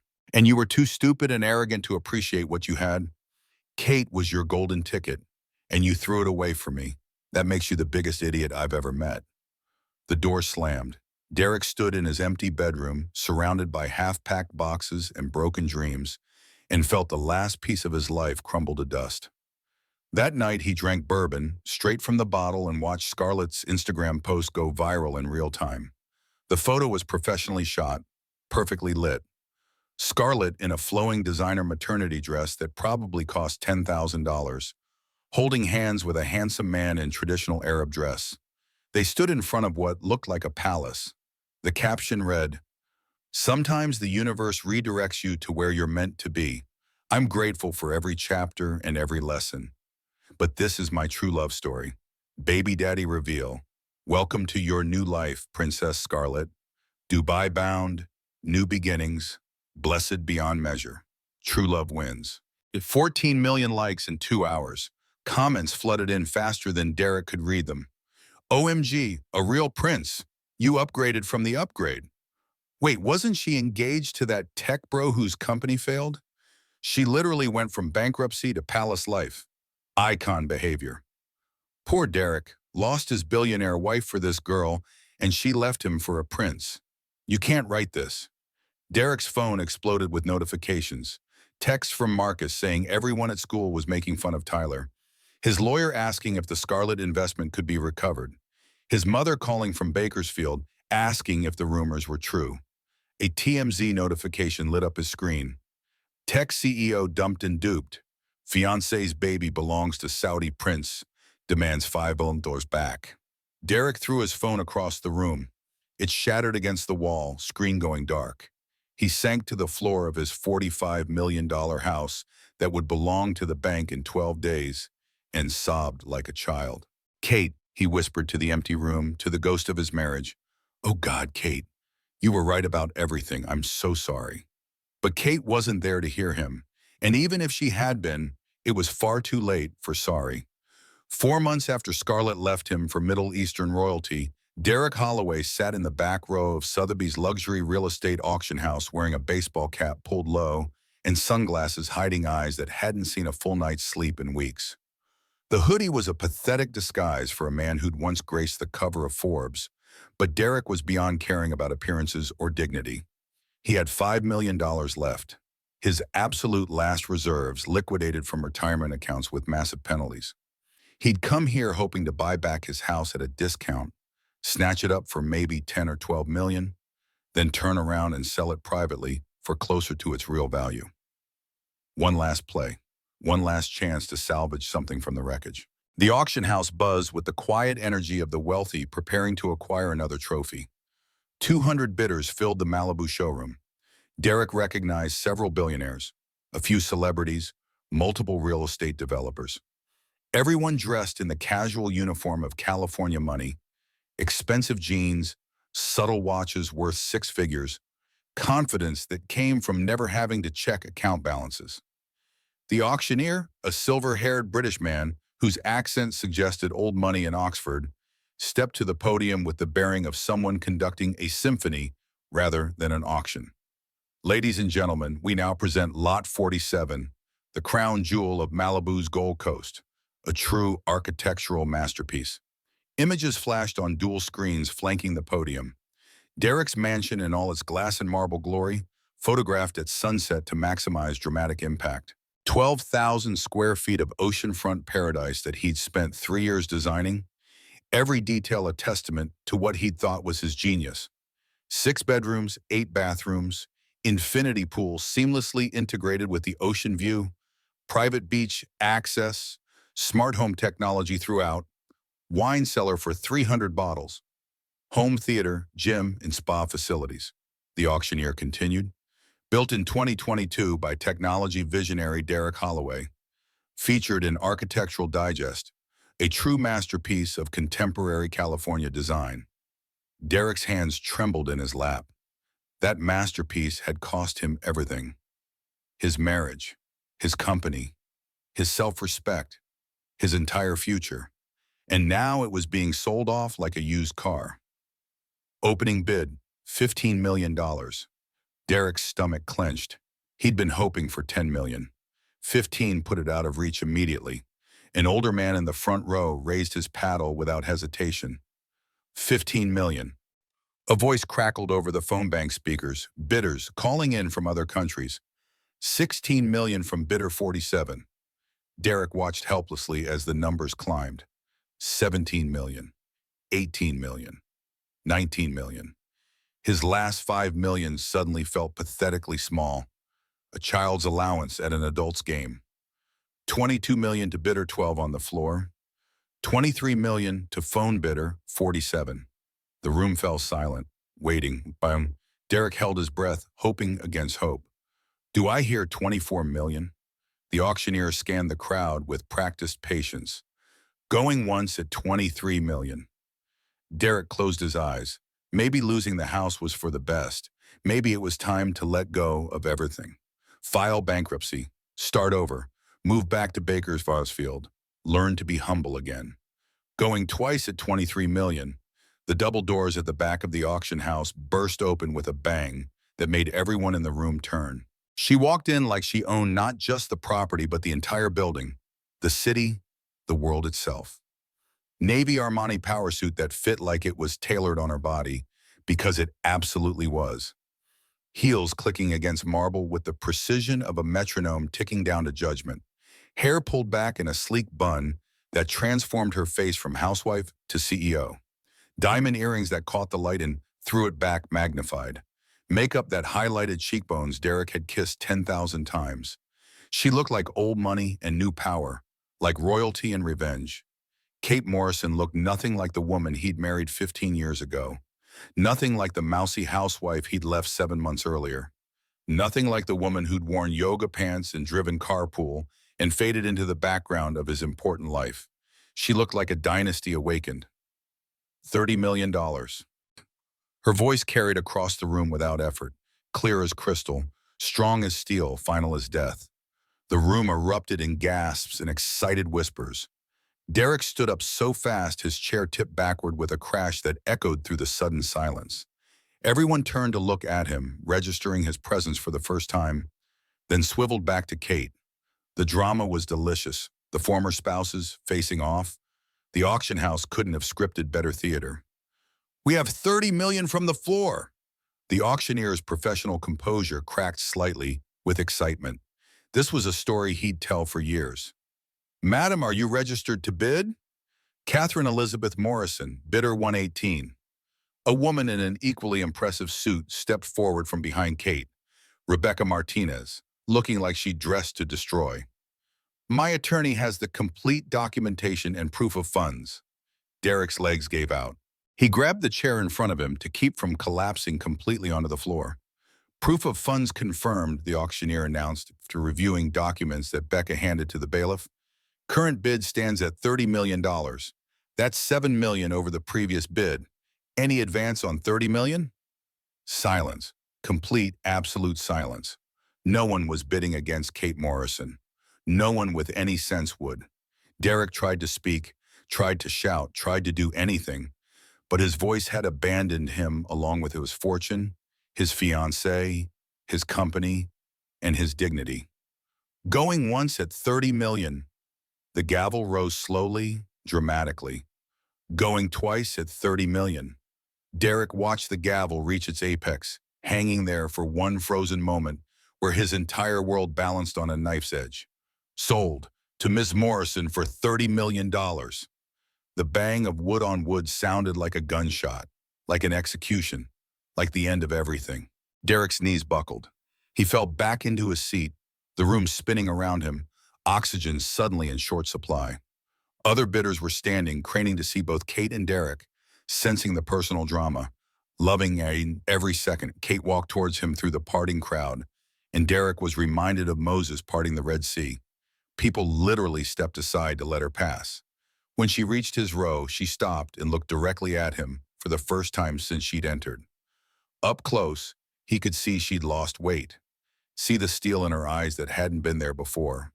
See the woman he'd never bothered to know because he had been too busy assuming she was simple. "Hello, Derek," she said quietly, her voice carrying only to him. "We need to talk." Then she turned and walked toward the private settlement rooms at the back of the auction house, Becca following like a general's lieutenant.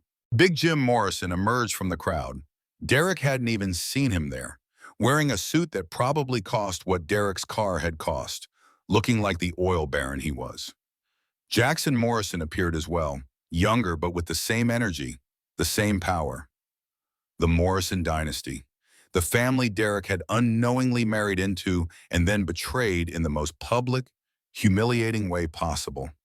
He stood on shaking legs and followed them, feeling every eye in the room tracking his walk of shame. The private conference room was all leather and mahogany and the smell of money that had been money for generations.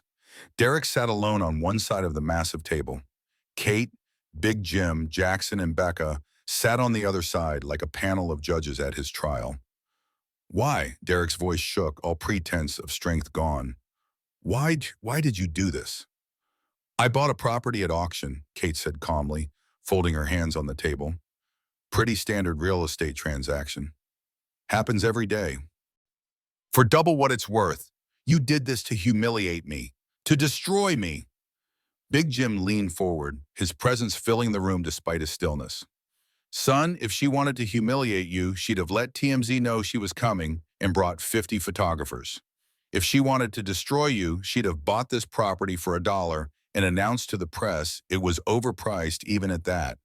This is business and a lesson, but mostly it's justice. Derek turned to Kate, desperation bleeding into every word. Please, don't take the house. The kids love it. Emma's room with the ocean view, Tyler's gaming setup in the bonus room. They have friends in the neighborhood. It's their home. No, Derek. Kate's voice was steel wrapped in silk, sharp enough to cut. It was your monument, your temple to ego. Tyler told me last week that he cries every night missing our old house. The one in Santa Monica with the yard where you built him that treehouse when he was 5. You remember that house? The one where we were actually happy? The one you sold so you could buy this glass monstrosity? I was building something great, creating a legacy. You were building ego, Kate interrupted, her words precise as surgery. You were creating a monument to yourself, and you built it on my family's foundation without even knowing it. Jackson slid a document across the polished table. Derek, the mortgage on this property was approved because Kate co-signed. Did you know that? Derek stared at the paper in front of him. At paragraph 12B, subsection 3, co-signer, Catherine E. Morrison Holloway. Net worth verification, Morrison Family Trust, guarantor status, primary. You co-signed? You didn't read your own mortgage documents, Kate said, and Derek could hear the disappointment beneath her words. You just signed where your lawyer told you to sign, just like you didn't ask where your clients came from, or why doors opened for you. You assumed it was your brilliance, your charm, your revolutionary code. I thought I did it myself, Derek whispered. You thought a lot of things that weren't true, Kate said. You thought you were self-made. You thought I was dead weight. You thought you could trade me in for a younger model and everything would be fine. You were wrong about all of it. Big Jim's voice carried the weight of generations. What happens to a house with no foundation, son? Derek couldn't answer. The truth was crushing him from the inside out, collapsing his lungs, stopping his heart. What are you going to do with it? He finally managed to ask. Tear it down, Jackson said simply, as if discussing the weather. What? Derek stood up so fast his chair shot backward. You can't just tear it down. That house is worth $45 million. You can't. I can and I will, Kate said. I'm donating the property to the California Coastal Conservancy.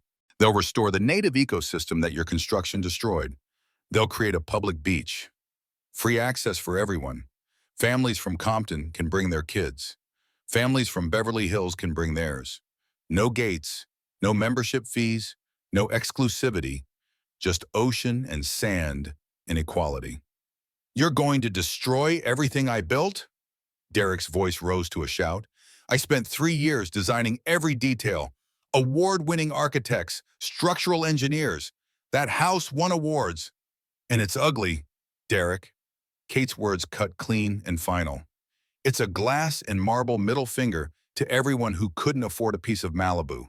It's a monument to greed and ego. So yes, I'm tearing it down.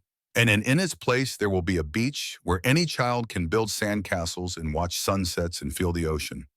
A place where wealth doesn't determine access, where everyone belongs. You're only doing this because you hate me. Kate's voice cut through his protest like a scalpel through tissue. I don't hate you, Derek. I pity you. You had everything. A woman who loved you when you were nobody, when you were just a mechanic's son from Bakersfield with big dreams. 2 beautiful children who thought you hung the moon and stars. A family, real connection, unconditional love. And you traded it all for a woman who left you the second your bank account ran dry. For a lifestyle you couldn't actually afford. For Instagram likes and magazine covers and the appearance of success. She leaned forward, and Derek saw something in her eyes that made him want to disappear. Not anger, something worse. Profound disappointment. You didn't lose because I destroyed you, Kate continued. You lost because you destroyed yourself. I just stopped being your foundation. And without me holding you up, the whole thing collapsed under its own weight. That's not my fault. That's yours. Derek buried his face in his hands. 7 months of consequences crashing down at once, drowning him. I'm sorry, Kate. I'm so incredibly sorry for everything. The affair, the Instagram post, taking the kids, calling you dead weight. I was cruel. I was wrong. I was so wrong about everything. Yes, you were. Can we? Derek looked up, tears streaming freely now. Is there any way to fix this? Any path back to any kind of relationship? Back to what? A marriage? What the hell? Kate's laugh was bitter. No, that's dead. I grieved it. I buried it. It's over. Then what? You just destroy everything I built and walk away? Kate stood, and Big Jim and Jackson stood with her, a united front. Becca gathered her files with the efficiency of someone who'd done this many times before. I'm not destroying what you built, Kate said. I'm removing what I built that you were standing on. There's a difference. If you had any real talent, any real vision beyond ego and appearance, you'll figure out how to build something that doesn't require my family's money to succeed. What about Tyler and Emma? Derek asked, his voice breaking. Can I still see them? Please, they're all I have left. Kate paused at the door, her hand on the handle. A long moment of silence where Derek's entire future hung in the balance. I'm not a monster, she finally said. You can see Tyler and Emma every weekend, but there are non-negotiable conditions. Anything. I'll do anything. You get therapy, real therapy with someone who specializes in narcissistic personality disorders. You work on understanding what you did and why it was wrong. You acknowledge your behavior to our children. You apologize to them for the Instagram post, for parading Scarlett in front of them, for making them choose sides. And you never, ever speak poorly about me to them again. Not once. Not ever. Yes, I promise. I'll do all of that. And one more thing. Kate's voice went cold as winter. The $8 million you took from our joint account 3 years ago to fund your Series C round, that was my inheritance from my grandmother Morrison. Money she left specifically to me. I want it back. Kate, it's gone. It went into the company. Then you owe me $8 million plus interest. She nodded to Becca, who produced another document. Every dollar you make from now on, half is mine until the debt is fully repaid, with 6% annual interest compounded monthly. This is a legally binding promissory note. Sign it or I file criminal charges for theft, fraud, and embezzlement. Your choice. You have 60 seconds. Derek picked up the pen with trembling hands. What choice did he have?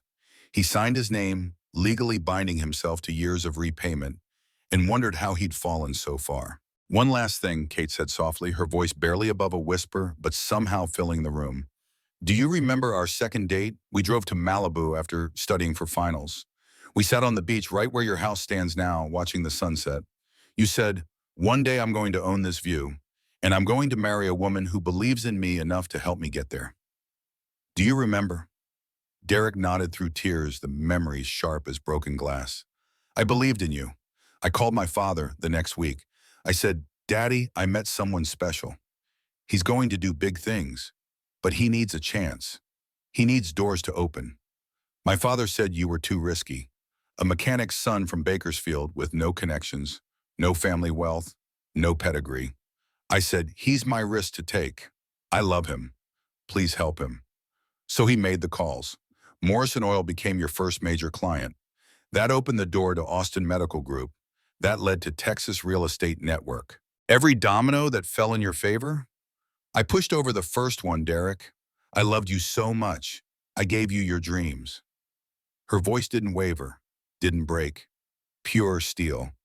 And you thanked me by calling me dead weight, by publicly humiliating me in front of 800,000 people, by taking my children, by telling me to get rid of our baby. She paused, letting that last part sink in. So now you get to build your empire the way you always claimed you did. Alone. Self-made. No Morrison money, no Morrison connections, no Morrison foundation. Let's see how far you get when you actually have to do it yourself. She walked out, the door closed with a gentle click that sounded like the end of the world. Derek collapsed onto the table, his forehead hitting the polished wood, and wept for everything he'd lost and everything he'd never actually earned. 6 months later, on a perfect California morning, Kate stood at the opening ceremony for Morrison Family Beach. Where Derek's mansion had stood, there was now a beautiful public beach with restored native plants, walking paths winding through the dunes, a playground nestled in the hillside, public restrooms, outdoor showers, and lifeguard stations. The gates were gone. The exclusivity was gone. The beach belonged to everyone now. Families filled the sand. Kids from Compton played next to kids from Beverly Hills. Nobody cared who had money and who didn't. Everyone was equal in front of the ocean. Tyler and Emma ran along the shore with their friends, laughing.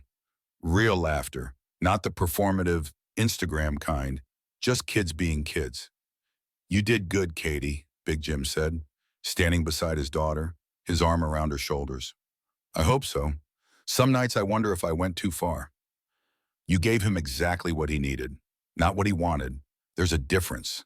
Sometimes the kindest thing you can do for someone is let them hit rock bottom so they can figure out who they really are without the props and the pretense." Kate's phone buzzed, a text from Derek. "Tyler has a soccer game Saturday at 10. Is it okay if I come? I won't cause any problems. I just want to watch him play." She typed back, "Of course, you're his father. He needs you there." That evening, Derek arrived at Kate's new home for their weekly pizza dinner with the kids. Not a mansion, a modest 4-bedroom craftsman in Santa Monica with a front porch, a real yard, and the treehouse Derek had built for Tyler 8 years ago, still standing in the backyard. The house where their children were actually happy. "Is it okay if I come in?" Derek asked, holding 2 pizza boxes, looking uncertain. "My studio apartment is too small for all of us to eat together." Kate studied him. He looked different, thinner, older, humbler, but present in a way he hadn't been in years. He was seeing Dr. Brooks twice a week, working as a senior developer at a small startup in Culver City, making $85,000 a year, taking the bus because he'd sold his car to pay debts, living in a 400-square-foot studio in Palms. But he showed up for every soccer game now, every parent-teacher conference, every moment that mattered. "Okay, just dinner, then you need to leave." They ate pizza at the dining room table like a normal family. Tyler talked about making starting forward on his soccer team and the upcoming playoffs. Emma chattered about her science project on ocean conservation, clearly inspired by the beach project. Derek listened, really listened, asked questions, laughed at their jokes, didn't check his phone even once. "You can come to the game too, Dad," Tyler said, trying to act casual but clearly pleased. "If you want to. We're playing the semifinals." Derek looked surprised, touched. "Really? You want me there?" Tyler shrugged in that way teenagers do. "You're still my dad, even if you were kind of a huge dumbass for a while." "Tyler?" Kate started. "Sorry, Mom, but he was." Derek smiled sadly, accepting the judgment. "No, you're absolutely right. I was exactly that. A huge dumbass. I'm sorry, buddy. I'm sorry to both of you for all of it." Emma, who'd been quiet during most of dinner, finally spoke up. "Dad, Scarlett said some really mean things about Mom on her Instagram after she left. She called Mom boring and basic. That wasn't true. Mom's the smartest person I know. She just didn't care about being famous or whatever." Derek's voice was thick with emotion. "You're absolutely right, Emma. Your mother is brilliant, and I was too stupid and selfish to see it. I won't make that mistake again." After the kids went upstairs to do homework, Derek helped Kate clean up the kitchen in comfortable silence.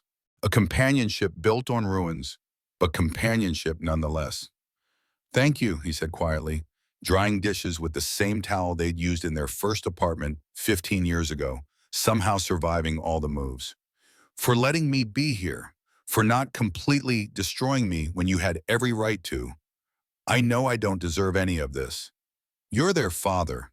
They need you in their life, a better version of you, but you, that's what matters." Derek nodded, picked up his jacket. "I should go. Thank you for dinner. And Kate, I know it doesn't change anything or fix anything, but I need you to know, I realize now what you gave up for me, what you sacrificed, how you made yourself small so I could feel big. And I'm sorry. I'm so sorry I never saw it until it was too late. Kate said nothing. There was nothing to say. Apologies didn't resurrect dead marriages or lost babies or stolen years. At the door, Derek paused one more time. Did it work? Your plan to save me from myself? Kate tilted her head, considering. Ask me in 10 years, if you are still showing up for your kids, if you've learned to be humble, if you've figured out that your worth isn't measured by your bank account or magazine covers or Instagram followers, then maybe. But that's up to you, Derek, not me. He nodded and walked down the porch steps into the Los Angeles evening. Kate watched him walk to the bus stop instead of climbing into a luxury car, watched him become a smaller, humbler version of himself. Her phone rang. Jackson. Katie, the New York Times confirmed the interview for the gallery opening next month. They want to do a profile piece. The secret billionaire who chose anonymity. Think you're ready for that? Kate Morrison's art gallery in Chelsea, opening in 4 weeks. 3 floors of carefully curated contemporary art from unknown artists who reminded her of herself, talented people who'd been overlooked because they didn't fit the expected mold, because they didn't self-promote, because they'd been told they weren't enough. I'm ready, Kate said. She hung up and walked upstairs to check on her children. Tyler was doing algebra homework with headphones on. Emma was reading a book about marine biology, already planning her future. Kate returned to her bedroom and opened the drawer of her nightstand. Inside was a small blue Tiffany box with a silver ribbon, slightly crushed now. The pregnancy test she'd never given Derek. The announcement of a child who died before being born. She looked at it one final time, this ghost of what might have been, then placed it in a wooden memory box along with her wedding ring, the Forbes magazine with Derek's face on the cover, and a photo from their second date on Malibu Beach, where Derek had promised her the stars. Pieces of a life that no longer existed. Evidence of who she'd been. Proof of how far she'd come. Memories she didn't need to carry anymore. She closed the box and put it on the top shelf of her closet. Not forgotten, but finished. Released. Then Kate Morrison walked downstairs to make Emma's lunch for tomorrow and help Tyler find his soccer cleats. To be a mother. To be herself. To be enough. Because she'd learned something Derek never had. Power wasn't about money or mansions or Instagram followers or Forbes covers. Power was about choice. The choice to be small or to take up space. The choice to destroy or to build. The choice to hold grudges or to let go. The choice to define yourself or let others define you. Kate had chosen to let go. Not forgiveness in the way Derek might want it. Not reconciliation or second chances or pretending the past didn't happen. But release. Freedom from the weight of his betrayal. Liberation from the need for revenge beyond what justice required. She'd bought his mansion for $30 million and turned it into a beach for everyone. She'd shown him what a dynasty looked like, not tearing down men to build yourself up, but creating something that served a greater good than ego. Derek thought power was domination. Kate knew it was creation. He'd built a monument to himself. She'd built a legacy for her community. And in the end, that was the difference between someone who borrowed power and someone who was born to wield it. 2 years later, Kate stood in her Chelsea art gallery on opening night, wearing a simple black dress and her grandmother's pearls. The gallery wasn't huge, just 3 floors of exposed brick and natural light, but it was hers. Every painting, every sculpture, every photograph represented an artist who'd been told they weren't enough, weren't marketable, weren't what the industry wanted. Just like Kate had been told she wasn't enough for Derek. Ms. Morrison, a young woman from the New York Times, approached with a recorder. I'm here for the interview. Thank you for agreeing to speak with us.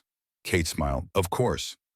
You've been called the secret billionaire, a woman who hid her wealth for 15 years while married to tech CEO Derek Holloway. Why did you choose to hide who you were for so long? Kate thought about Derek, about 15 years of making herself small, about the moment she decided to stop. I wasn't hiding, she said carefully. I was testing something. I wanted to know if I could be loved for who I was, not what I was worth. Not for my father's money or my family's connections. Just for me, and for a long time, I got my answer. Do you regret those years? Kate looked around her gallery, at the art on the walls, at the people filling the space, at the life she created from the ashes of her marriage. No, she said firmly, no regrets. I learned something important during that time. You can spend your whole life making yourself small for someone else's comfort, or you can choose to take up space. I chose wrong for 15 years. Now I choose differently, and I'm using my privilege to create opportunities for people who don't have safety nets, because I had one. Most people don't. The reporter scribbled notes. What about your ex-husband? There are reports he's working at a small startup now for a fraction of his former salary. Do you feel any responsibility for his circumstances?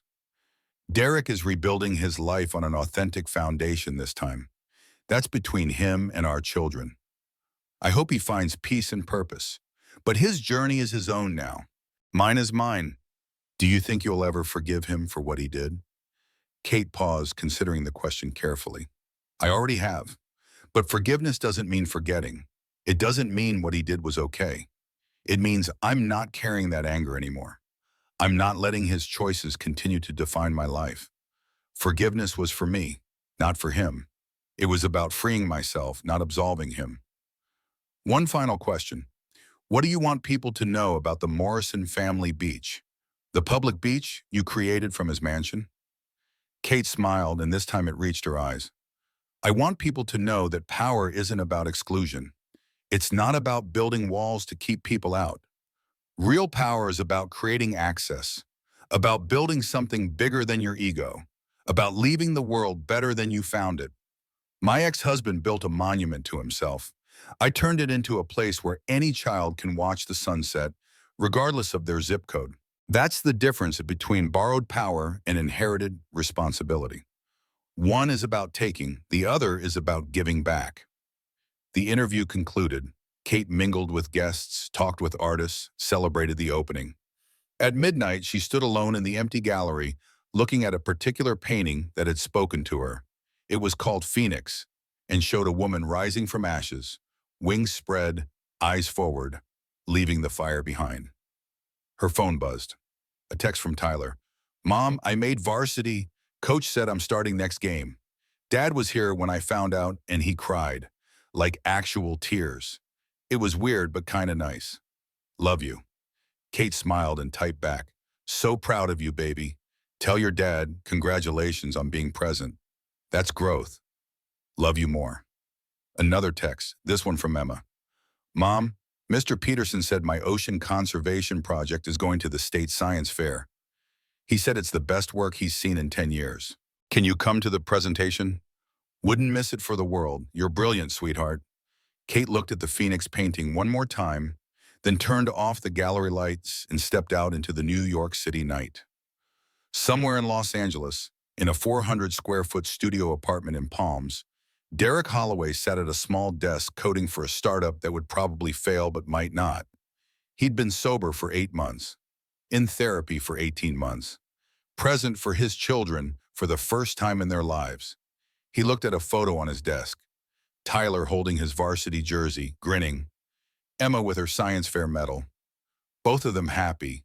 Both of them thriving without the mansion, without the money, without the Instagram perfect life. They were thriving because Kate had refused to let them be collateral damage. Because she'd fought for them even when it cost her everything. Because she'd shown them what real strength looked like. Derek picked up his phone and typed out a text he'd been composing in his head for months. Kate, I know you don't owe me anything and I don't expect a response, but I need you to know. I've been in therapy long enough now to understand what I did, not just the affair or the Instagram post, but the 15 years before that. I made you invisible.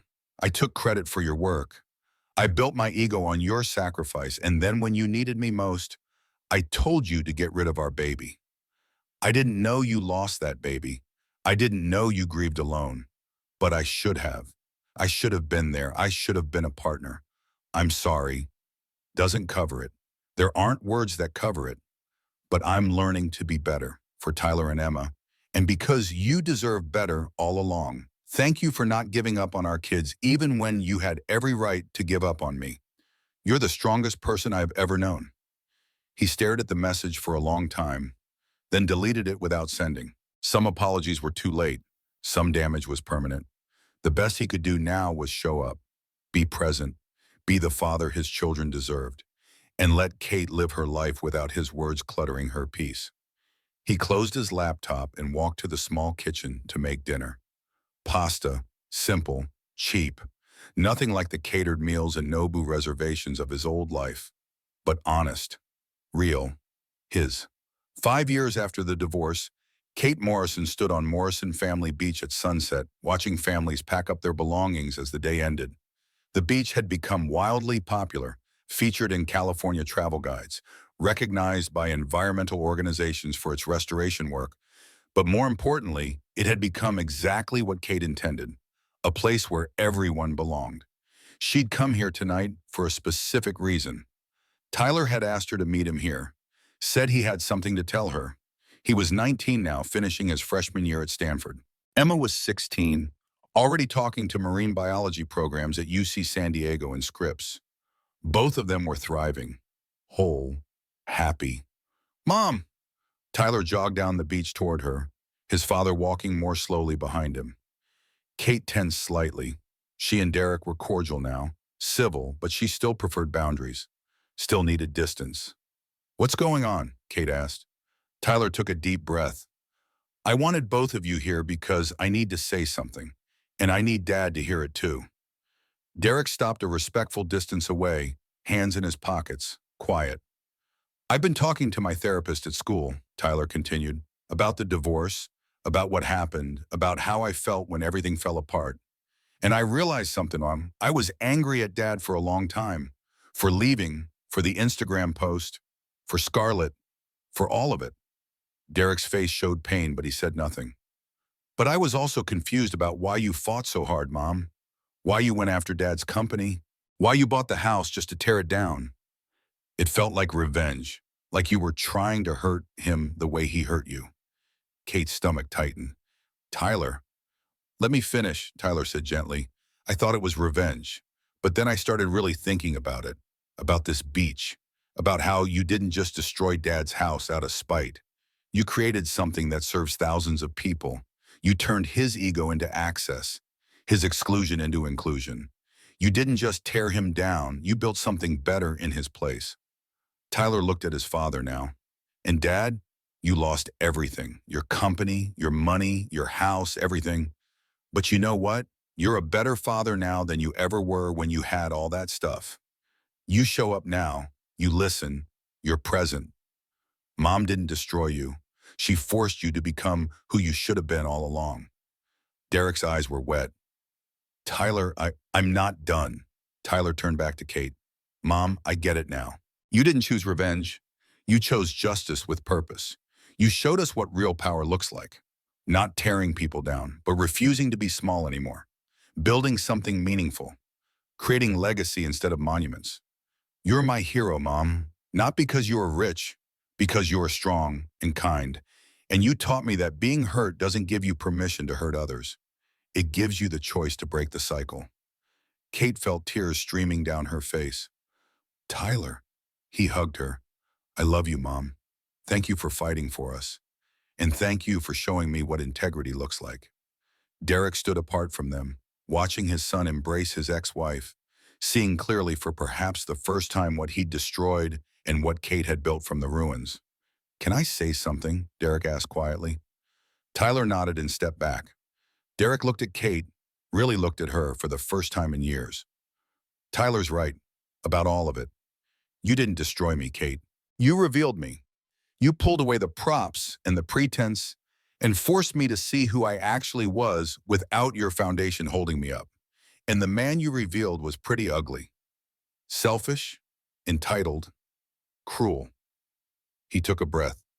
"But here's what Tyler doesn't know. What you never told anyone. I know about the baby now. The one you lost the day I told you to get rid of it.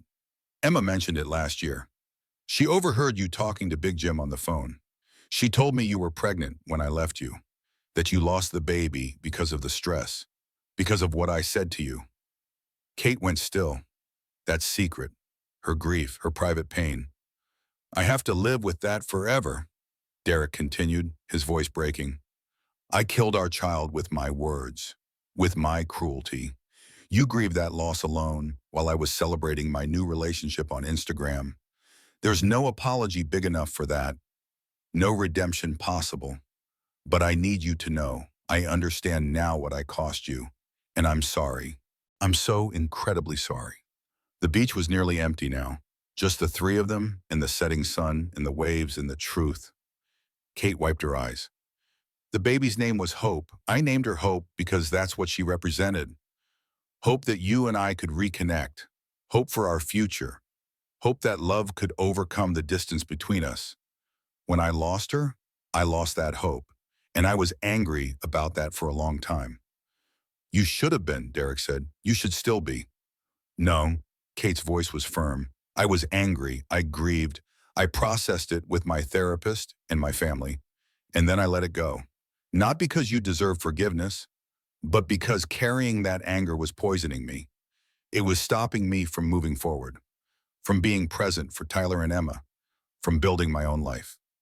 She looked at the beach, at families, at the sun painting the sky. I named this place Morrison Family Beach, but in my heart I also named it for Hope, the daughter we lost. This beach is her legacy, a place where families come together, where children play and grow and feel the ocean. She never got to do that, but thousands of other children do, because of what I built from our loss. Derek's tears fell freely now. That's beautiful, Kate, and more grace than I deserve. It's not about what you deserve, Kate said quietly. It's about what I need to be whole, and I need to let go of what happened, not forget it, not pretend it didn't shape me, but release it so I can be present for the life I'm living now. Tyler looked between his parents. Are you guys ever going to be friends? Kate and Derek both smiled sadly. No, Kate said, we're not friends, but we're Tyler and Emma's parents, and we're both committed to showing up for you. That's enough. More than enough, Derek agreed. Tyler nodded. Okay, that's what I needed to hear. I just wanted to know that we're going to be okay. All of us, in our own ways. We're going to be okay, Kate confirmed, pulling her son close. Better than okay. Derek watched them for a moment, then said quietly, I should go. Thank you for meeting me here, Kate. And Tyler, I'll see you next weekend for your birthday dinner. Yeah, Dad. See you then. Derek walked away across the sand, a man who had lost everything and found something more valuable in the process. Humility, presence, purpose. Kate and Tyler stood together, watching the sunset, mother and son, survivors of the same storm. Mom, Tyler asked, do you think Dad will ever really be happy? Kate considered the question. I think Derek is learning that happiness isn't about money or success or Instagram followers. It's about being at peace with who you are. He's not there yet, but he's trying, and that's more than he was doing 5 years ago. Do you think you'll ever get married again? Kate laughed. Maybe, someday, if I meet someone who loves me for me. Not for the Morrison name or the money, just for Kate. But I'm not looking. I'm happy with my life as it is. My children, my gallery, my work, my peace, that's enough. They walked back to the parking lot together. Kate drove Tyler back to her house. Not a mansion, but a real home with a front porch and a backyard and memories that didn't hurt, where Emma was waiting with takeout and stories about her day. That night, after both kids were asleep, Kate sat on her front porch with a glass of wine and looked at the stars. Her phone rang. Big Jim. How'd it go tonight? Her father asked. Good. Tyler wanted to talk about the divorce, about understanding why I did what I did. I think he gets it now. That's my grandson, smart like his mama. And Derek? Derek is trying to be better. That's all I can ask. You know I'm proud of you, Katie. What you built from all that pain, the beach, the gallery, the woman you've become. Your mama would be proud too. Kate smiled. Thanks, Daddy. Thanks. You sleeping okay these days? Most nights, the nightmares are gone. I don't cry anymore. I'm just living my life. It's peaceful. Peace is underrated, Big Jim said, especially for a Morrison. We're usually so busy conquering, we forget to just be. I'm done conquering. I'm just being now. It's nice. Love you, baby girl. Love you too, Daddy. Kate hung up and sat in the quiet California night, listening to crickets and distant traffic and the sound of her own breathing. She thought about Derek in his studio apartment, about Scarlett, now divorced from the prince and trying to rebuild her brand, about the empire that had crumbled and the legacy she'd built from its ruins.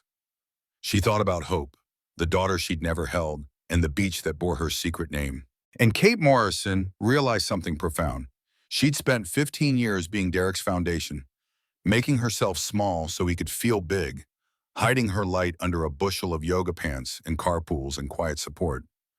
But she'd spent the last 5 years being her own foundation, building her own empire, creating her own legacy, taking up space, refusing to apologize for her existence.